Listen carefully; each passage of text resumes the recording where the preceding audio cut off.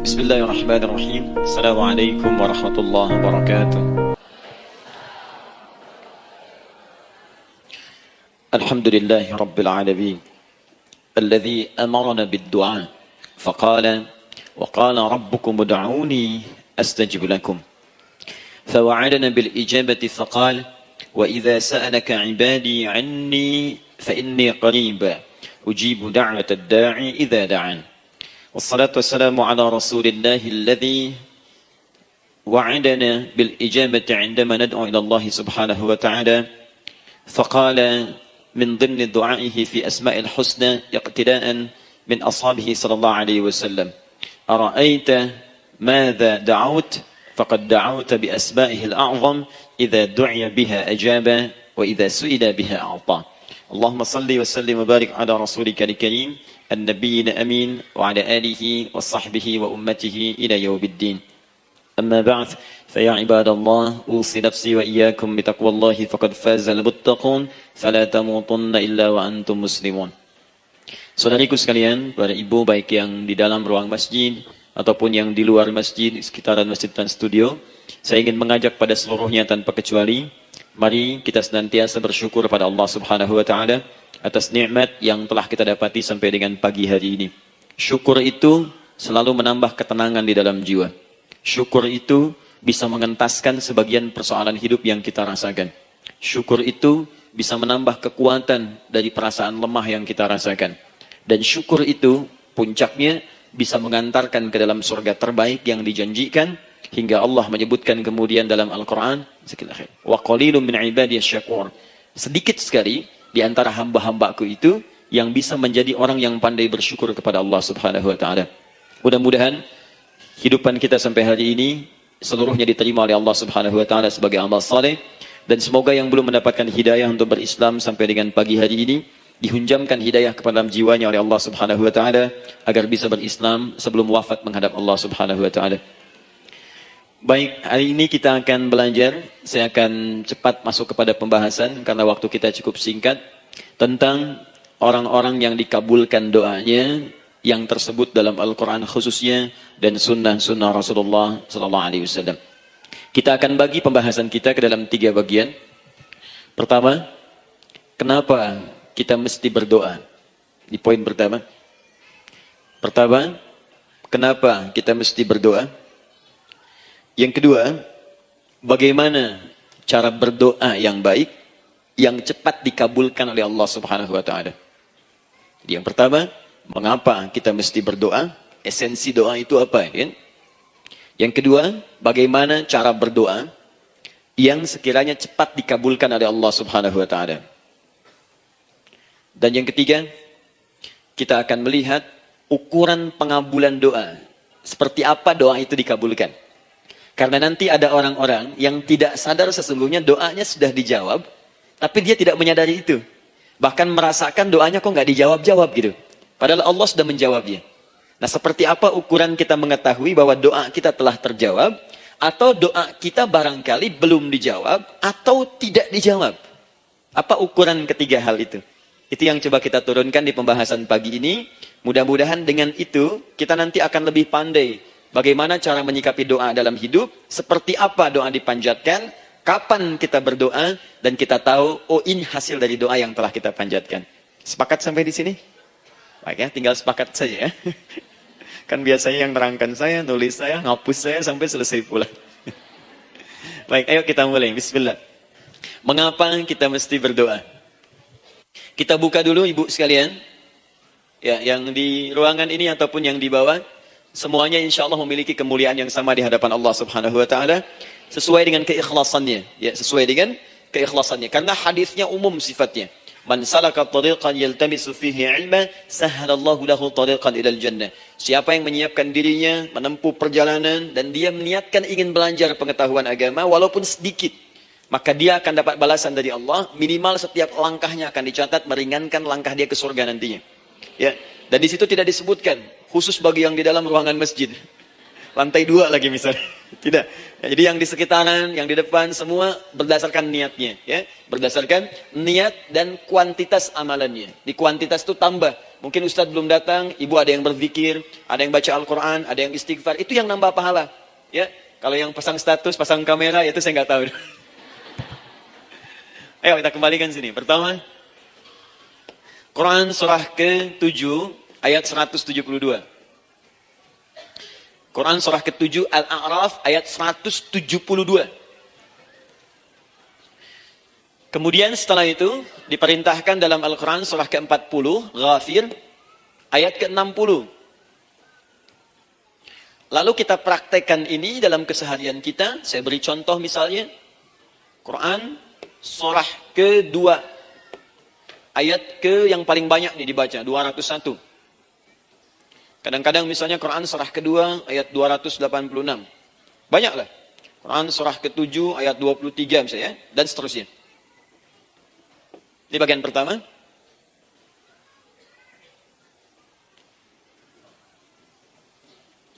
Bagian kedua, nanti kita akan belajar bagaimana cara berdoa yang baik yang dikabulkan. Kita ambil satu, Quran ke-2 ayat 186. Kemudian yang kedua, kita ambil contoh Quran surah ke-17 ayat 110.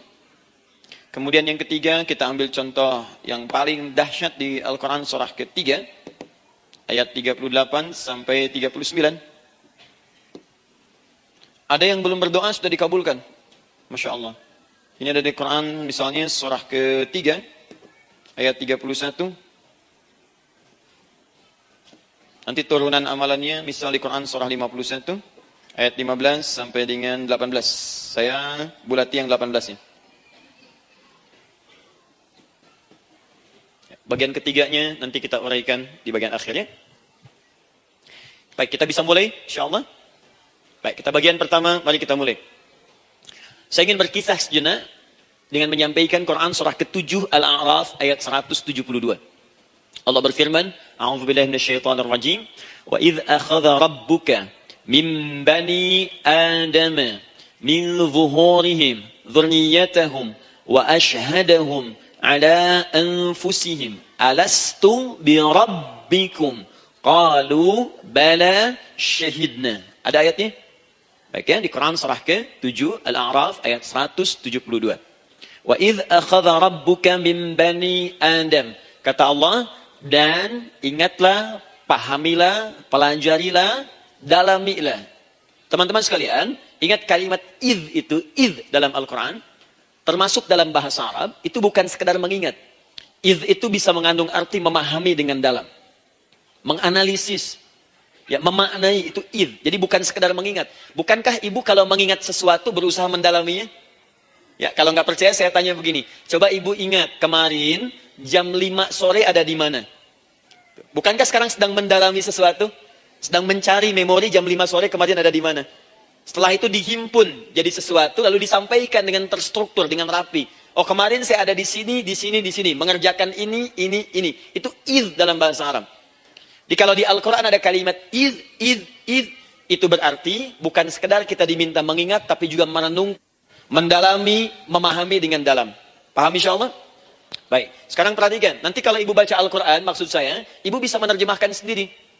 Dan memahami dengan baik. Ya, misal, kalimat idz pertama dalam Al-Quran, misal, ditemukan di Quran surah kedua ayat 30. Wa idz qala rabbuka lil malaikati inni ja'ilun fil ardi khalifah. Idz akan ditemukan.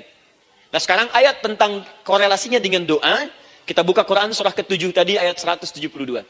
Wa idz akhadha rabbuk, dan pahami ya kata Allah, renungkan ya, maknai dengan dalam ketika Allah menyampaikan, membuat komitmen dengan semua anak cucu Adam tanpa kecuali. Semuanya. Ingat kalau ditemukan kalimat Bani Adam. Bani Adam disebutkan 7 kali dalam Al-Quran. Ya. Berapa kali? 7 kali. Kalimat Bani Adam. Bani Adam. Ini menunjuk pada semua keturunan anak cucu Adam sampai selesai kehidupan. Ya, dari Nabi Adam alaihissalam kemudian pasangannya Sayyidah Hawa alaihissalam, kemudian keduanya mulai berumah tangga, melahirkan keturunan, diabadikan di Al-Quran surah keempat, ya, surah Ibu, ayat yang pertama. Ya ayyuhan nasu taqu rabbakumul ladzi khalaqakum min nafsin wahidah wa khalaqa minha zawjaha. Di situ kemudian ada Adam, zaujaha Hawa, ya. Wa batha minhuma rijalan katsiran wa nisaa. Dari situ turun keturunan laki-laki perempuan, laki-laki perempuan. Nanti menyebar, Bu, ya, menyebar. Ada yang ke Chicago, ada yang di Chicago, ada yang di Singaparna, ada yang di Singapura. Semua nyebar. Ya, di Sunda, dari Jawa sampai ke Sumatera, sampai Indonesia, sampai Nusantara, sampai Asia, Eropa, dunia. Nanti penyebarannya disebutkan di Quran surah ke-49 ayat ke-13. Ya ayyuhan nasu inna khalaqnakum min dzakarin wa untha. Hai manusia, semua saya ciptakan ada dua jenis. Kalau bukan laki-laki itu pasti perempuan. Jadi tidak ada yang ketiga. Ingat ya? Kalau bukan laki-laki siapa? Perempuan. Jadi tidak ada misalnya, maaf, laki-laki yang keperempuan-perempuanan, yang gerakannya melambai, ya, kata-katanya terlampau lembut misal, dan tidak ada pula perempuan yang perkasa, ya, terlampau kuat misalnya, melampaui batas-batas standarnya. Jikalau bukan laki-laki pasti perempuan. Dua saja. Jadi kalau misalnya masih ada yang bingung, tentukan dirinya, ya, dan lihat fitrahnya. Lihat fitrahnya. Baik, kemudian waja'alnakum syu'uban wa qabaila. Kami tempatkan kalian mungkin beda-beda tempat. Syu'ub, beda tempat. Ya, ada yang misalnya RT, RW, kecamatan, beda kampung, beda negara, sampai seluruh dunia. Wa qabail, satu tempat itu sukunya bisa beda. Coba Ibu lihat misalnya, ya, di daerah Sumatera saja ada berapa suku? Di Sunda paling banyak suku, ya? Banyak sekali. Jadi bisa lain-lain, bisa beda-beda. Nah, lita'arafu, semua saling mengenal, silakan. Nah, ketika semua tadi ditempatkan di semua pelosok dunia, baik laki-laki, perempuan, dari anak keturunan Adam, itu semua anak keturunan Adamnya disebut dengan satu nama saja dalam Al-Quran, yaitu Bani Adam. Jadi kalau kita mau cari keturunan kita, sampai ke asal mula kita, dari kita sekarang, itu semua akan tersambung kepada Adam alaihissalam. Puncaknya akan ke sini. Ya. Dan tidak akan nyasar kemana-mana, Bu. Ya. Ada sebagian manusia, nasabnya tidak ingin ke Adam. Inginnya bergeser. Sehingga mengatakan manusia berasal dari monyet katanya. Ya. Ada yang berkata begitu. Ibu sampaikan saja kalau bapak dari monyet, silahkan saja, jangan ngajak-ngajak saya. Gitu ya. Nah, jadi semua manusia itu pasti akan kembali ke sini. Ya, ke Adam alaihissalam. Karena itu saya pernah sampaikan termasuk di sini. Di hadapan ibu semua. Masih ingat? Mu'jizat pertama. Rasulullah SAW saat lahir ke muka bumi. Ingat, Nabi itu sebelum dilantik menjadi Rasul, dalam usia 40 tahun, turun surah Al-Alaq, itu diberikan oleh Allah keistimewaan tanda-tanda kenabian. Apa di antara tandanya? Allah perjelas nasab keturunannya sampai Nabi Adam, padahal lahirnya itu ayahnya sudah wafat. Di lahir beliau, ayahnya wafat, tapi nasabnya diperjelas sampai Nabi Adam. Sehingga jelas, orang tidak bisa menyoal. Ini orang nggak jelas nih, ya. Kan suka ada begitu, Bu, ya. Tiba-tiba datang menerangkan sesuatu, siapa itu? Itu nggak jelas. Bahkan sekarang sering muncul statement, siapa sih Ustadz itu? Itu Ustadz gak jelas. Ya. Nabi gak bisa disoal, karena semuanya jelas.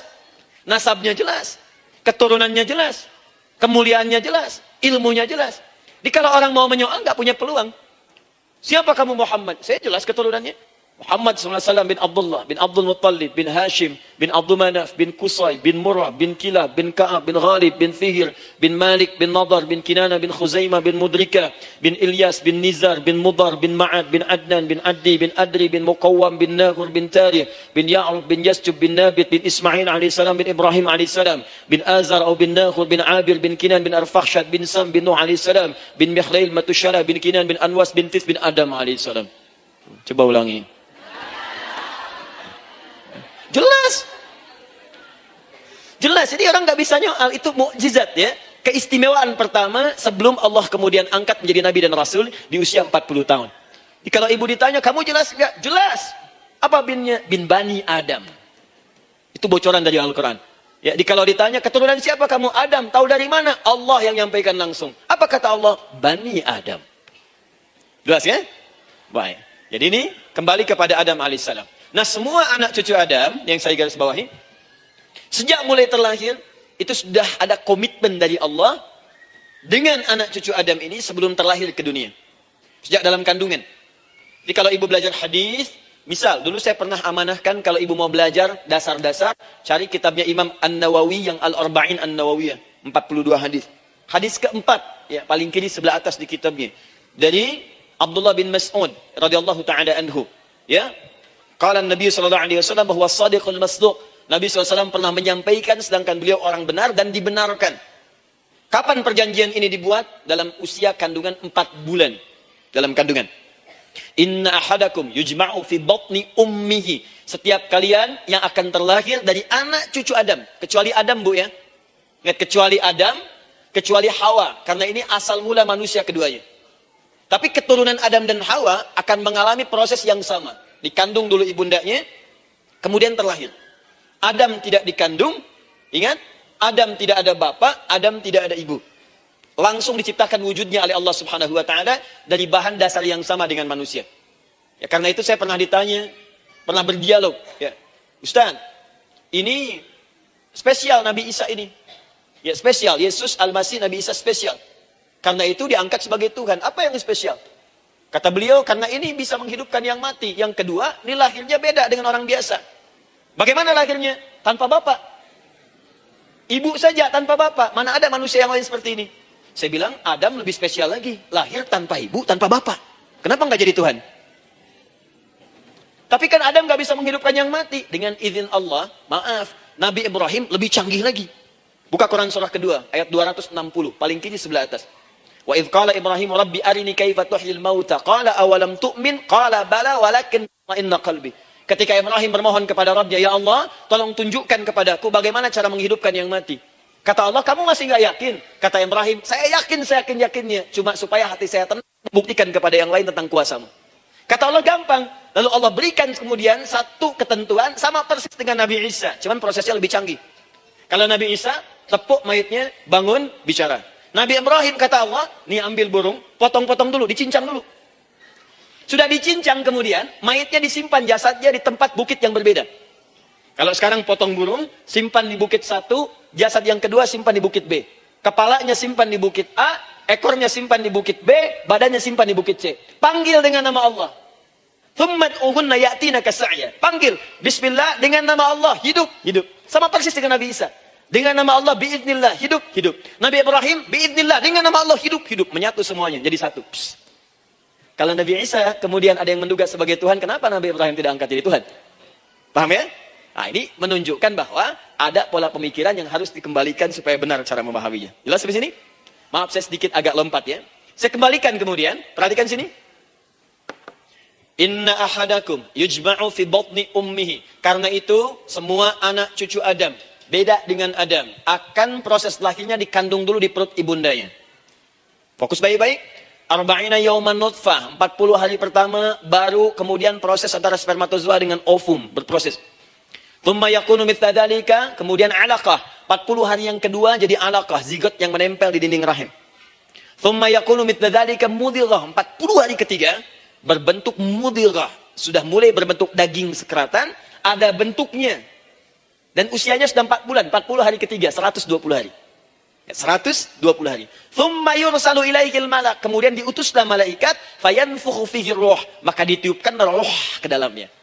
Jadi ingat, kalau di antara sini, di antara kita, ada ibu misalnya, yang tengah hamil, tengah mengandung, ingat baik-baik, atau keluarganya, kerabatnya, usia 4 bulan itu, roh sudah ditiupkan. Di kandungan sudah ada rohnya. Hati-hati ya. Berapa bulan? 4 bulan. Karena itu nanti ada ayat dalam Al-Quran, Quran surah ke-7, ayat 189. Di posisi ini harus banyak berdoa, dan beramal soleh. Ingat ya, berdoa, beramal soleh. Minimal minta kepada Allah. Da'awallaha rabbahuma la'in ataitana salihah lanakunanna minasyakirin. Minta banyak kepada Allah, ya Allah jadikan anak saya anak yang soleh. Jadikan anak saya anak yang soleh. Dari usia itu 4 bulan sampai ke atas, menjelang lahiran. Nanti diiringi oleh amal soleh kedua orang tuanya. Ini sudah penelitian dokter muslim, khususnya di Asia Tenggara. Saya diskusi dengan seorang dokter muslim. Ternyata ada korelasi amal soleh yang dikerjakan kedua orang tua, ayah dan bunda, atau calon ayah dan bunda, kepada anak yang sedang dikandung, yang belum dilahirkan. Jadi kalau orang tuanya rajin baca Al-Quran, itu berpengaruh ke anak, Bu. Dan penelitian terkini, itu mempercepat anak itu menjadi seorang penghafal Quran ketika lahir. Ya, pernah satu kali dibacakan Al-Quran, posisi janin itu berubah. Seperti sujud gitu. Itu penelitian sudah di MRI waktu itu dilihat ya, kelihatan. Jadi ada korelasi antara kesolehan orang tua dengan kesolehan anak yang sedang dikandung. Hati-hati ya. Tapi yang penting diketahui adalah, dalam usia kandungan 4 bulan itu, disebutkanlah isyarat di Quran surah ke-7, ayat 172, terjadi perjanjian, komitmen dengan Allah subhanahu wa ta'ala. Apa perjanjiannya? Wa idh akhadha rabbuka min bani adama min zuhurihim dzurriyyatahum wa ashhadahum ala anfusihim. Lihat perjanjiannya, saya fokus di kalimat ini. Alastu bi rabbikum. Rabb. Apakah engkau akan berkomitmen saat ini? Bersaksi? Karena kalimatnya bersaksi. Wa ashhadahum, dan mereka bersyahadat, bersaksi, komitmen. Di komitmennya menggunakan kata syahadat di sini. Karena itu nanti setiap bayi yang sudah terlahir dari rahim ibu manapun itu berada dalam keadaan suci karena sudah bersyahadat dalam perut ibundanya. Masih ingat hadis ini? Kullu mauludin yuladu 'alal fitrah. Setiap yang terlahir dari rahim perempuan manapun itu membawa fitrah. Apa di antara fitrah yang dimaksudkan itu? Fitrah keislaman, fitrah mengakui Allah sebagai Tuhan. Itu nanti ada di Quran surah ke-30 ayat ke-30, paling kanan sebelah atas. Quran surah 30 ayat 30. Fa'aqim wajhaka lid-dini hanifa. Hai setiap manusia, fa'aqim wajhaka, hadapkan, pasrahkan, arahkan dirimu sepenuhnya. Lid-dini, pada ketentuan ad-din, hanifa, dengan lurus. Di setiap manusia itu punya fitrah untuk beragama. Punya kecenderungan untuk mencari Tuhan. Silahkan ibu cek, manusia manapun yang pernah hidup, itu pasti akan mencari Tuhan. Silahkan. Karena itu Allah beri jalan, begini cara mencarinya. Fitratallahi allati fataran nasa 'alaiha, itulah fitrah manusia yang telah Allah berikan pada dirinya bahkan sebelum dia terlahir. Di antara fitrah manusia ada kecenderungan untuk mencari Tuhan. Ada kecenderungan untuk mendekat kepada Allah. Bahasa Qur'annya din, lid-dini hanifa. Apa itu din? Itulah Islam. Quran surah ke-3 ayat 19. Inna dina indallahil Islam. Karena itu silakan cek, semua orang itu pasti akan mencari Tuhan. Setiap manusia. Ada yang melihat, kayaknya ada di hewan, kayaknya ada di pohon, kayaknya ada di alam, kayaknya ada di patung, kayaknya ada di... Mencari dia. Terus Allah beri jalan. Kalau kamu ingin mencari yang benar, din yang dimaksud Islam, diberikanlah tuntunan dalam Islam. Jelas sampai sini? Baik. Karena itulah kemudian, setiap bayi yang terlahir itu disebut oleh Nabi dia suci, dia bersih karena telah membawa risalah Islam dalam dirinya. Hanya sayang nanti fa abawahu yuhawidanihi au yunassaranihi au yumajjisanihi. Lingkungan nanti akan merubah dia keluar dari fitrahnya. Bisa dipengaruhi, tiba-tiba berubah misalnya keyakinan.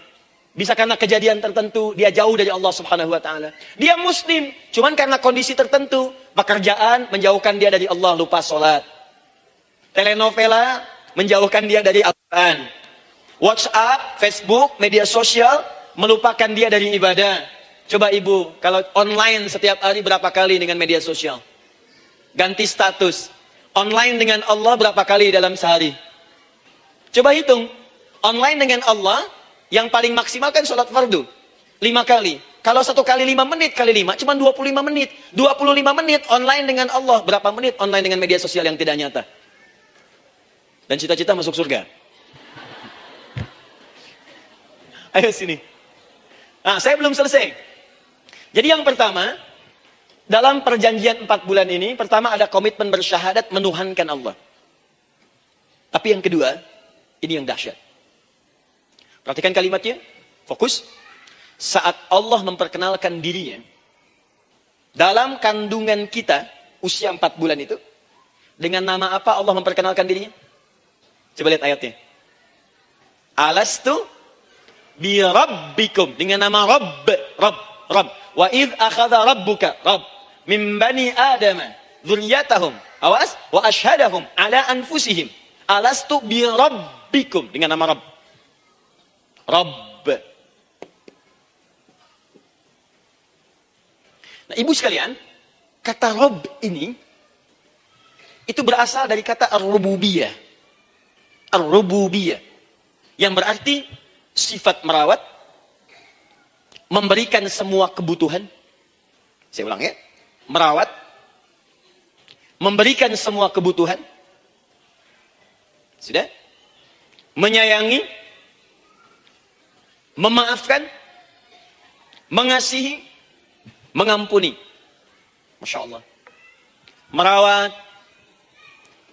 memenuhi sebuah kebutuhan, menyayangi, memaafkan, mengampuni. Jadi semua hal yang terkait dengan perhatian ada pada kalimat Rabb. Sifatnya disebut dengan rububiyah. Zat yang memperhatikannya disebut dengan Rabb namanya. Rabbun. Baik. Pelan-pelan. Seakan-akan Allah ingin berkata begini. Hei, engkau buat perjanjian dengan saya sekarang. Engkau bersaksi, saya sebagai Tuhan. Siap bersaksi, menuhankan saya. Nanti ketika kamu lahir, apapun yang kamu butuhkan dalam kehidupan, aku akan berikan. Kamu akan saya rawat. Kalau sakit, kamu saya sembuhkan. Minta sesuatu yang kamu butuhkan, saya akan berikan. Kamu butuh sesuatu, saya akan hadir. Kamu salah minta maaf, saya maafkan. Kamu dosa minta ampun istighfar, saya ampuni. Kamu ingin sesuatu yang lebih baik, saya berikan. Pokoknya semua yang kamu inginkan selama engkau butuhkan itu baik, aku berikan. Kira-kira, maaf Bu ya, maaf sekali. Kalau ada yang nawarkan pada ibu, mau nggak ikut saya? Nanti sebuah kebutuhannya saya berikan. Kalau sakit, saya berikan jaminan kesembuhannya. Kalau butuh sesuatu, saya berikan. Kalau ingin ini itu selama butuh, saya sampaikan. Kira-kira, ibu nolak atau ikut? Baik. Ikutnya mikir dulu atau tidak? Tidak. Jangankan yang tinggi-tinggi Bu ya. Suami aja nawarkan. Mah, mau nggak ikut papa? Papa nanti kasih handphone S10. Sama gelang nggak, Pak? Ikut ya. Dan tanpa pikir. Dalam bahasa Arab, sesuatu yang disetujui tanpa difikirkan lagi, itu disebut bala namanya. Bala. Sekali saja. Sekali. Ya, tidak dua kali. Tidak ditambah, tidak dikurangi. Ingat, kalau Allah sudah sampaikan kalimat, jangan tambah, jangan kurangi. Ya.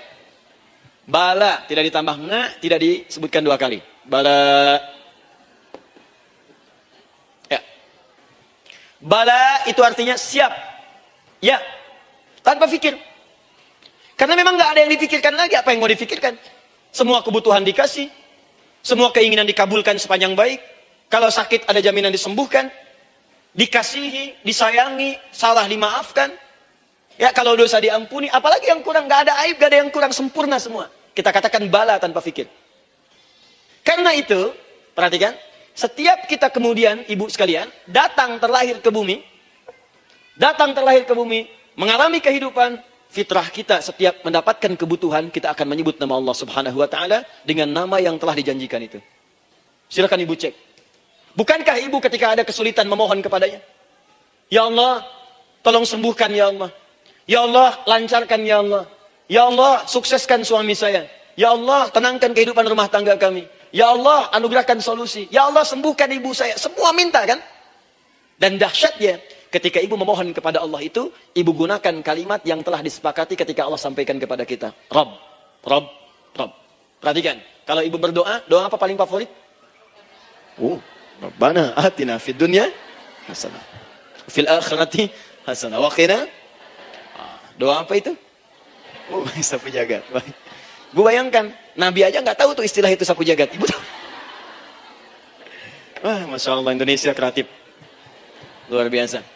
Ada doa sapu jagat, nggak ada doa sapu nggak ada jagatnya, ada doa jagat nggak ada sapunya. Wah, pokoknya luar biasa lah. Ya. Ya, lihat, bukankah kalimatnya dibuka dengan Rabb? Rabbana atina fid dunya sana. Rabbana zalamna anfusana wa illam taghfir lana wa tarhamna lanakunanna minal la yukallifullahu nafsan illa laha ma kasabat wa 'alaiha mak. Perhatikan, Rabbana la in nasina Rabbana Rabb. Ini ayatnya. Sapu jagat Quran surah 2 ayat 201. La yukallifullahu Quran surah 2 ayat 286. Rabbana zalamna Quran surah 7 ayat 23. Yang ingin saya sampaikan, setiap kita butuh sesuatu, kita menyebut namanya dengan kalimat Rabb. Kenapa kita katakan Rabb? Karena Allah sendiri menyebutkan dengan kalimat Rabb. Alastu bi rabbikum, saya nanti adalah Tuhan yang akan memperhatikan kalian, menyayangi kalian. Saya Tuhan yang akan merawat kalian, memberikan semua kebutuhan. Makanya ibu tuh kalau ada persoalan nagih seakan-akan ke Allah. Ya Allah, kan engkau yang berjanji kepada saya. Engkau yang berjanji, engkau yang menepati, ya Allah, karena engkau Tuhan. Kalau manusia, dia berjanji, dia yang mengingkari. Dia awali, dia yang akhiri. Tapi engkau beda, ya Allah. Kenapa? Engkau berjanji, engkau yang menepati. Quran surah ketiga ayat 9. Innallaha la yukhliful mi'ad. Engkau yang berjanji, engkau yang menepati. Engkaulah awal dan akhir dari semua hal. Engkau mengatakan saya Rabb yang akan memberikan semua kebutuhan. Sekarang saya butuh, ya Allah. Engkau berjanji akan menyembuhkan, sekarang saya sakit, ya Allah. Engkau berjanji akan memberi solusi, sekarang saya sedang punya masalah, ya Allah. Engkau berjanji akan memberikan kesuksesan, sekarang saya sedang menapaki itu, ya Allah. Makanya ibu sebutkan kalimat Rabb, Rabb, Rabb, Rabb. Jadi sesungguhnya doa itu adalah fitrah dari setiap manusia karena mulai dibangun komitmen sebelum dia dilahirkan ke muka bumi. Jadi kalau kita bicara tentang doa, doa itu fitrah kehidupan bagi setiap manusia. Hidup. Sekaligus penanda komitmen yang membedakan antara Khalik dengan makhluk. Hamba dengan Allah. Manusia dengan Tuhan. Kan Allah katakan, saya Rabb ya. Saya yang ngasih, saya yang Tuhan. Berarti kita yang makhluk kan? Kita yang butuh kan? Allah yang memberi, kita yang butuh. Untuk membedakan mana yang butuh, mana yang ngasih, maka pembedanya adalah doa. Jadi kalau ada manusia yang nggak pernah doa selama hidup, itu tandanya ada yang salah dengan kehidupannya. Karena seakan-akan dia nggak butuh Tuhan. Sebab perbedaan manusia dengan Tuhan itu sebelum lahir, salah satunya ditunjukkan dengan sifat butuh kita kepada Allah. Makanya sekaya-kayanya orang, itu pasti berdoa. Manusia paling kaya di muka bumi pun, kalau besoknya mau ada pekerjaan atau proyek, dia berdoa dulu tuh. Ya Tuhan, tolong lancarkan proyek ini. Butuh. Pejabat setinggi-tingginya, kalau sudah mau mulai kemudian ada pemilihan, kalau mulai ada kebijakan, kalau mulai ada apapun berdoa juga. Itu tandanya butuh. Butuh. Di setiap manusia itu pasti butuh dengan Allah. Karena itu kalau ada manusia yang nggak pernah berdoa selama hidupnya, itu langsung mendapatkan kecaman dari Allah dan dijamin akan masuk neraka yang paling dalam. Karena seakan-akan dia sudah nggak butuh dengan Allah. Saya ulang ya, saya ulang. Doa itu fitrah hidup manusia yang sekaligus menunjukkan statusnya sebagai hamba. Jadi kalau ibu update status di media sosial, mulai sekarang tuliskan hamba. Hamba. Sudah. Mau sifatnya apapun tetap hamba. Ya, mau pejabat, mau orang kaya, mau cukup, mau macam-macam, mau ustadz, mau syekh, mau habib, tetap ujungnya hamba. Dan butuh penghambaan itu diwujudkan dalam bentuk doa. Muncullah Quran surah ke-40 ayat ke-60. Wa qala rabbukum, Rabb, selalu Rabb. Wa qala rabbukum ud'uni astajib lakum. Innal ladzina yastakbiruna an ibadati, awas, sayadkhuluna jahannama dakhirin. Allahu akbar. Dan Rabbmu berfirman, mengingatkan kembali kepada kalian semua, hai hamba-hambanya. Kalau ada kebutuhan, kalau ada masalah, kalau ada permintaan, kata Allah, ayo doa sama saya. Minta. Kan kita sudah bikin perjanjian. Makanya Allah katakan, kalau punya masalah, bu, berdoa. Bukan mengeluh.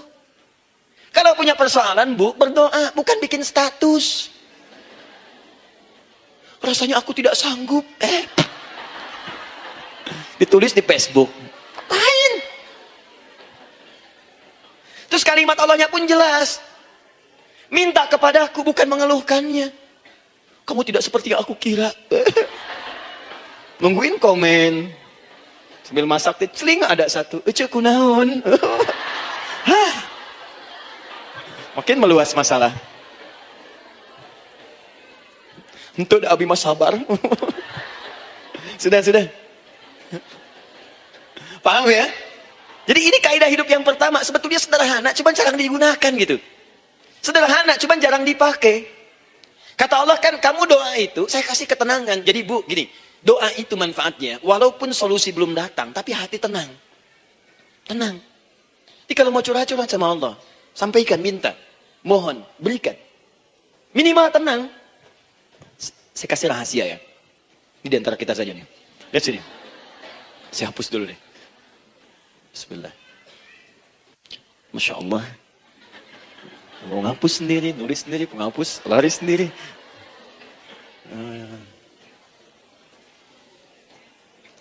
Bismillah. Oh, ini ada dua ya. Sini. Baik. Buka Quran surah 7 ayat 205. Quran surah 7 ayat 205. Doa itu disebut zikir di ayat itu. Jadi kalau ibu sedang berdoa, itu sedang berzikir. Wadhkur rabbaka fi nafsika tadarruan wa khifatan wa dunal jahri minal qaul. Ada ayatnya? Oke. Pakai Rabb lagi kan?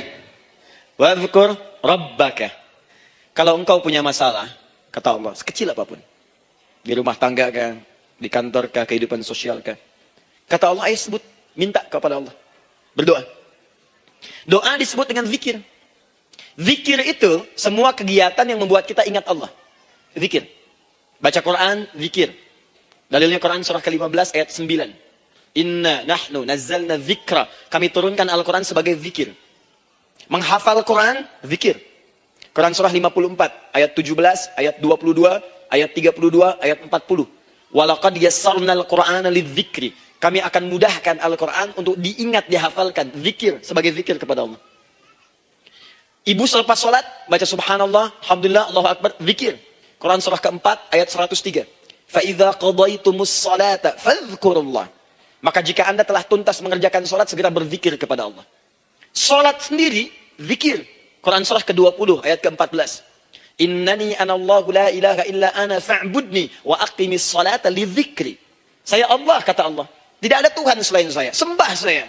Bagaimana menyembah Allah? Tunaikan sholat sebagai zikir kepada Allah. Zikir. Di zikir, semua amalan yang mendekatkan kita dengan Allah. Doa, itu satu dari bagian zikir. Tapi tahukah ibu fungsi zikir yang paling utama itu apa? Quran surah 13 ayat ke-28. Ala bidzikrillahi tatma'innul qulub. Yakinkan pada dirimu, kalau zikirmu benar kepada Allah, maka dia akan berdampak kepada hati menjadi lebih tenang. Zikir itu, manfaat pertamanya, membuat hati tenang, Bu. Tadi saya contohkan. Baca Al-Quran, zikir kan? Jadi kalau ibu sedang tidak tenang, sedang gelisah, ada masalah, daripada mengeluh sana sini, wudu, Bu, wudu. Ambil mushaf. Baca. Saat baca itu, mungkin solusi belum datang, tapi hati itu lebih tenang. Kaitan dengan bahasan kita, doa, minta.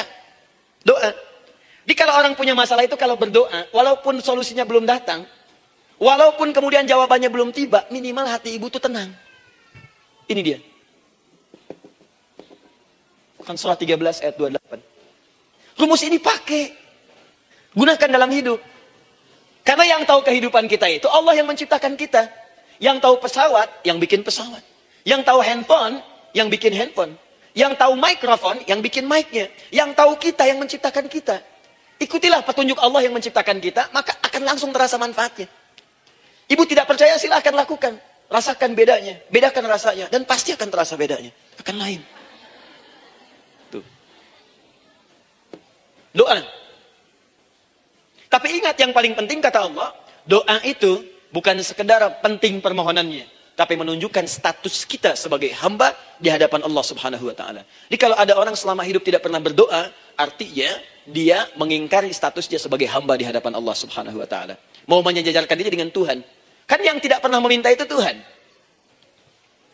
Allah yang memberikan. Kalau manusia beda, pasti minta. Artinya kalau ada manusia nggak pernah minta, seakan-akan bahasa halusnya, kamu ini ngaku jadi Tuhan. Saya tempatkan kau di neraka jahanam yang paling bawah. Jahanam itu, Bu, belum masuk saja, sudah terasa. Terasa. Buka ibu Quran surah misalnya ke-40 Ghafir tuh. Ya, ayat 45 sampai dengan 47-nya. Sebelumnya lagi, lihat Quran surah ke-8, ayat ke-50. Itu penghuni neraka, Bu, yang bukan jahanam saja. Penghuni neraka, itu kalau mau meninggal, itu dipukulin dulu malaikat. Depan belakangnya. Ayo, kamu keluar. Lama amat keluarnya rohnya katanya. Takut, karena nggak punya bekal. Kan, maaf ya, kaidah mengatakan orang nggak punya bekal itu takut pulang. Apalagi orang merasa salah. Anak ibu berbuat kesalahan, mau pulang takut kan? Takut. Jadi kalau ada anak takut pulang, salah dia. Salah. Kemana anak nggak pulang-pulang? Pasti ada yang salah karena nggak berani pulang. Jangankan salah, nggak punya bekal saja. Malu pulang. Lihat ibu waktu Ramadan usai, mau mudik, Idul Fitri. Kan pada mudik kan? Kenapa mau mudik dan senang mudik? Karena punya bekal, Bu. Dikumpul-kumpulkan itu selama 11 bulan. Untuk 1 bulan saja. Itu pun paling berapa hari. Kumpulin. Terus telepon keluarga. Insya Allah aku pulang hari ini. Wah, senang semuanya. Padahal mudiknya cuma pakai motor, Bu. Motornya bebek, bekalnya singa. Serius saya, motor bebek bekal singa. Ada kardus belakangnya. Tulisin. Terus tambah pelepah pisang buat begini. Belakangnya ditulisin, aku pulang sayang. Jalan mudik. Terus yang di rumah kan senang nerimanya. Kenapa? Karena ada yang pulang dan bawa bekal. Saya pernah tanya pada seseorang, kenapa anda nggak mudik? Nggak ada bekal Ustaz, nggak ada bekal, malu pulang. Kebayang nggak saat pulang menghadap Allah nggak punya bekal? Malu pulang, apalagi punya banyak salah. Jadi nggak mau keluar rohnya. Malaikatnya geram, dipukul sama malaikat. Pukul depannya, pukul depan. Kamu ini cepat keluar, cepat keluar, cepat keluar. Keluar. Malu pulang. Tapi kalau punya bekal enak. Dan yang nyambut langsung malaikat. Bahkan nanti ada satu amalan saat dikerjakan. Itu orang ini sudah masuk surga. Tapi semua malaikat di semua pintu surga yang 8 itu datang mengunjungi dia mengucapkan selamat. Itu ada di Quran surah 13 ayat 24. Salamun alaikum bima sabartum fa ni'ma uqbaddar. Selamat ya saat di dunia sabar mencari bekal. Dan ini bekal terbaik yang kamu dapatkan. Silahkan nikmati surga yang kamu rindukan itu. Ini nikmat-nikmatnya tempat yang pernah nanti kamu kunjungi. Dan tinggal abadi di situ. Yang nyambut malaikat. Bayangkan semua malaikat, Bu. Semua malaikat dari pintu surga datang nyambut dia. Wah, Masya Allah, malaikat Jibril, Israfil, malaikat maut. Maaf ya, dicabut kemarin. Biasa. Selamat. Dunia aja kalau ada yang nyambut senang kan? Rumah dicet, datang, sambut depan rumah. Semua hidangan ada. Oh, Masya Allah. Bahkan yang tidak ada jadi ada. Luarnya kongwan, dalamnya rangginang. Gitu kan. Wah, muncul semua. Paham ya? Jadi ini bagian pertama. Jadi kita katakan kenapa manusia mesti berdoa. Jawabannya karena manusia itu hamba. Dan doa itu adalah fitrah bagian dari kehidupan. Kenapa manusia mesti berdoa? Karena ada komitmen dari Allah. Setiap dia mendapatkan sebuah persoalan, maka Allah akan jawab dan berikan jawaban dari semua persoalannya. Jalan mendapatkan jawaban itu adalah doa. Kenapa manusia mesti berdoa? Karena dia butuh dengan Allah. Dan puncaknya, kenapa dia mesti berdoa? Karena Allah ingin membahagiakan kehidupan dunianya sebelum sampai keabadiannya di akhirat. Jadi ketika kita berdoa, sebetulnya kebaikan untuk kita karena Allah ingin kita bahagia. Ingin mudah hidupnya. Jadi kalau ada orang nggak berdoa, sesungguhnya dia sedang menyulitkan diri sendiri dalam kehidupan dunianya sampai ke akhiratnya. Jelas sampai di sini? Masya Allah. Alhamdulillah. Baik, kalau sudah paham, saya hapus ini. Kita masuk bagian yang kedua. Hapus lagi. Sab Muslimah, edisi ke-15. 15 kali datang sendiri, nangis sendiri, nulis sendiri, ngapus sendiri. Masya Allah. Tinggal lihat, catat, masuk surga. Masya Allah. Alhamdulillah. Baik. Baik. Sudah? Alhamdulillah. Saya ingin setiap pembahasan kita dipahami ya. Saya tidak menyukai kalau datang, melihat tapi nggak paham gitu. Ya, dengar tapi nggak paham. Saya tidak ingin satupun keluar dari sini kecuali paham. Ya. Ibu paham? Paham Ustaz. Pada pamitnya, silahkan. Apa yang ibu pahami? Doa. Ya. Nah, sekarang masuk bagian kedua. Bismillah. Kalau sudah mengerti yang tadi, persoalannya adalah bagaimana cara kita memohon kepada Allah. Itu dia. Bagaimana cara kita meminta? Kata Allah, kamu kalau punya masalah, minta. Ya Allah, caranya bagaimana? Karena sesuatu yang dikerjakan tanpa ilmu dan tidak tahu caranya, itu bisa keliru. Hidup itu menyembah Allah tidak cukup dengan iman, Bu. Mesti pakai ilmu. Iman saja sekalipun kuat tanpa ilmu, itu bisa salah. Kuat ingin mendekat kepada Allah. Ya Allah, aku ingin ibadah, kuat. Saya punya kawan dulu di pesantren. Tahun kedua, dia sudah berubah. Ya, tadinya orang tuanya melihat anaknya, Masya Allah, tiba-tiba ada perubahan, senang ibadah, Bu. Malam-malam dia bangun, ini kisah nyata, saya alami sendiri. Masya Allah, saya senang sekali. Kita saling doakan, dia bangun malam tahajud. Bangun jam 2, Anda bayangkan. Yang sebelumnya menjelang subuh atau apa. Ini malam Jumat lagi, malam libur. Malam libur biasanya santri itu kebanyakan ada yang keluar, ada yang main, ada yang macam-macam. Ini dia malam tahajud. Jam 2 bangun. Saya bahagia sekali. Udah bangun, sholat, selesai. Cuman pas waktu mau subuh, kok saya lihat tidur. Saya bangunkan kan. Bulan, bangun.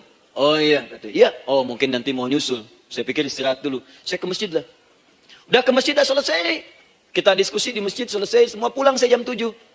Saya lihat masih tidur juga. Barangkali dia sudah tadi sholat mungkin di kamar. Nggak sempat ke masjid karena capek. Tapi saya lihat kok posisinya nggak berubah. Di situ juga. Akhirnya setengah jam saya tunggu. Saya bangunkan. Bangun. Bangun. Kenapa Adi katanya? Saya kira antum belum sholat subuh ya? Adi gimana sih? Kan udah saya jama dengan tahajud tadi. Udah saya jama dengan tahajud. Jadi memang kekuatan imannya lagi tinggi. Cuman ilmunya kosong.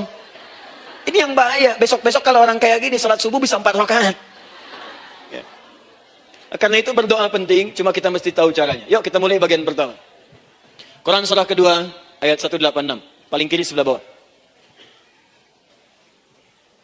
Sudah? Wa idza sa'alaka ibadi anni fa inni qarib. Fokus. Kata Allah, kalau hamba-hambaku Muhammad SAW bertanya kepadamu, minta petunjuk untuk mencari-cari aku. Tuh Bu, coba lihat. Ayat doa dibuka lagi dengan kalimat hamba. Untuk menegaskan status kita. Jadi kalau ditanya, kita siapa di hadapan Allah? Makanya nggak usah sombong. Jangan sombong, karena kita cuma hamba. Karena itu ketika Korun sombong, Korun itu manusia terkaya yang pernah hidup di bumi.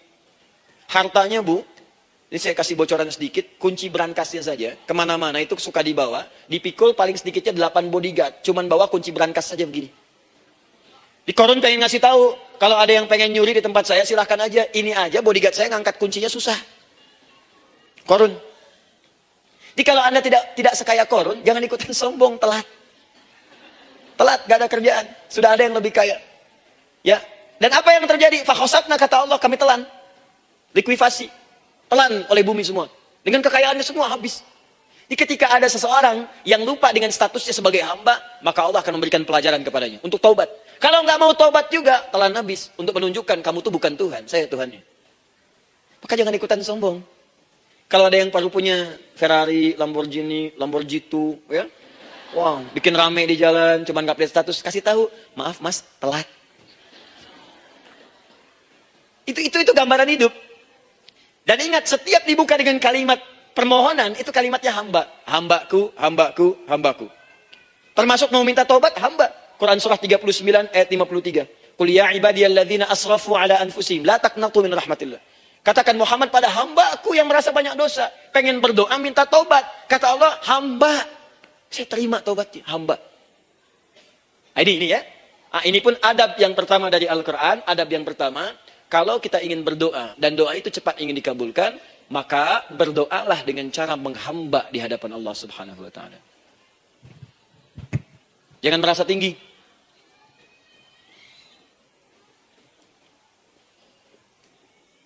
Saya turunkan caranya. Bagaimana cara menghamba itu yang cara yang baik? Fokus. Wa idza sa'alaka ibadi anni, Muhammad SAW, jika ada hamba-hambaku bertanya padamu tentangku, ingin mencari-cari aku. Masya Allah, ibu maaf ya, biasanya kan kalau orang mencari Allah, ingin mendekat kepada Allah, entah itu datang ke masjid, bangun malam, biasanya motifnya cuma 2. 1, ada kebutuhan, pengen berdoa, terus dekat sama Allah. Besok mau arisan, malamnya tahajud. Anak mau ujian, baru puasa, kan? Suami ada proyek, baru baca Quran, kan? Terus, itu biasa itu. Biasa, jadi fitrah Bu. Tumben jeng tahajud, fitrah. Itu biasa itu. Ya. Yang kedua, taubat dari maksiat. Taubat. Seorang taubat ke masjid, bangun malam, doa, itu biasa. Jadi kalau ada seperti itu tandanya kita hamba normal manusia. Fa inni qarib, kata Allah, katakan Muhammad SAW, katakan kepadanya, janganlah mencari, aku dekat. Dekat, jangan mencari, aku dekat. Jadi Bu, ketika kita butuh Allah, langsung jawab oleh Allah. Kamu mau apa? Aku dekat. Itu secara psikologi memberikan ketenangan yang paling dalam. Saya belum datang di sini sampai jam 8. Ibu tanya panitia, ustadznya mana sih? Ukti, ustadznya mana? Jawaban pertama misalnya, ini belum jelas nih ustadznya. Gak ada kabar. Yang kedua mengatakan, tenang saja, ustadz sudah dekat. Maka yang kedua itu lebih menenangkan kepada kita. Ketika ibu mencari, ya Allah, saya sedang ada masalah, langsung dijawab oleh Allah. Tenang, aku dekat denganmu. Mau minta apa? Itu bu, jadi kalau ibu sedang punya persoalan, psikologi Al-Quran mengatakan, langsung merasakan Allah itu bersama kita, dekat, menunggu kita mau minta apa. Ibu punya masalah dengan suami, ingin mengadu. Lu kata Allah, saya dekat, kamu kenapa? Ada masalah apa? Ayo minta, ayo cerita. Mohon. Ibu punya masalah dengan anak. Ibu punya masalah dengan tetangga, di pekerjaan, kehidupan sosial. Kata Allah, saya dekat. Nah, perasaan itu hadirkan dalam jiwa kita. Ini sekarang jarang didapatkan. Jadi kalau ada masalah itu, hal pertama yang dilakukan itu belum ingat Allah itu masalahnya. Di kebanyakan manusia itu kalau punya masalah, selalu ingin yang pertama itu solusinya. Bukan Allahnya. Kan pemilik solusinya Allah. Jadi kalau kita ingat pada yang memiliki, maka apapun yang kita minta akan diberikan. Bahkan ada orang yang saking ingatnya dengan Allah, sebelum minta sudah dikabulkan. Itu yang dahsyat. Nah, sekarang, setelah kita paham tentang kedekatan ini, kemudian kita praktekkan. Jadi bu, ya maaf ya, ketika ibu punya masalah apapun, yang pertama diingat Allah. Allah, engkau telah berjanji, engkau pasti akan tepati. Ya Allah, sekarang aku ada persoalan. Nah, sekarang, teruskan ayatnya. Ujibu da'watad da'i idza da'an. Ujib.